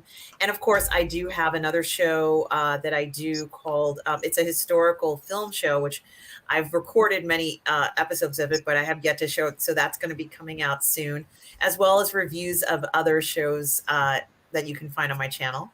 And I've been doing a few live shows. Obviously, we had such a great time at Celebration. I did one or two videos about it. Mainly the Mandalorian experience was one of them, and my reviews for Obi right that night when I was at Celebration. So that was one of the highlights of that time, of course.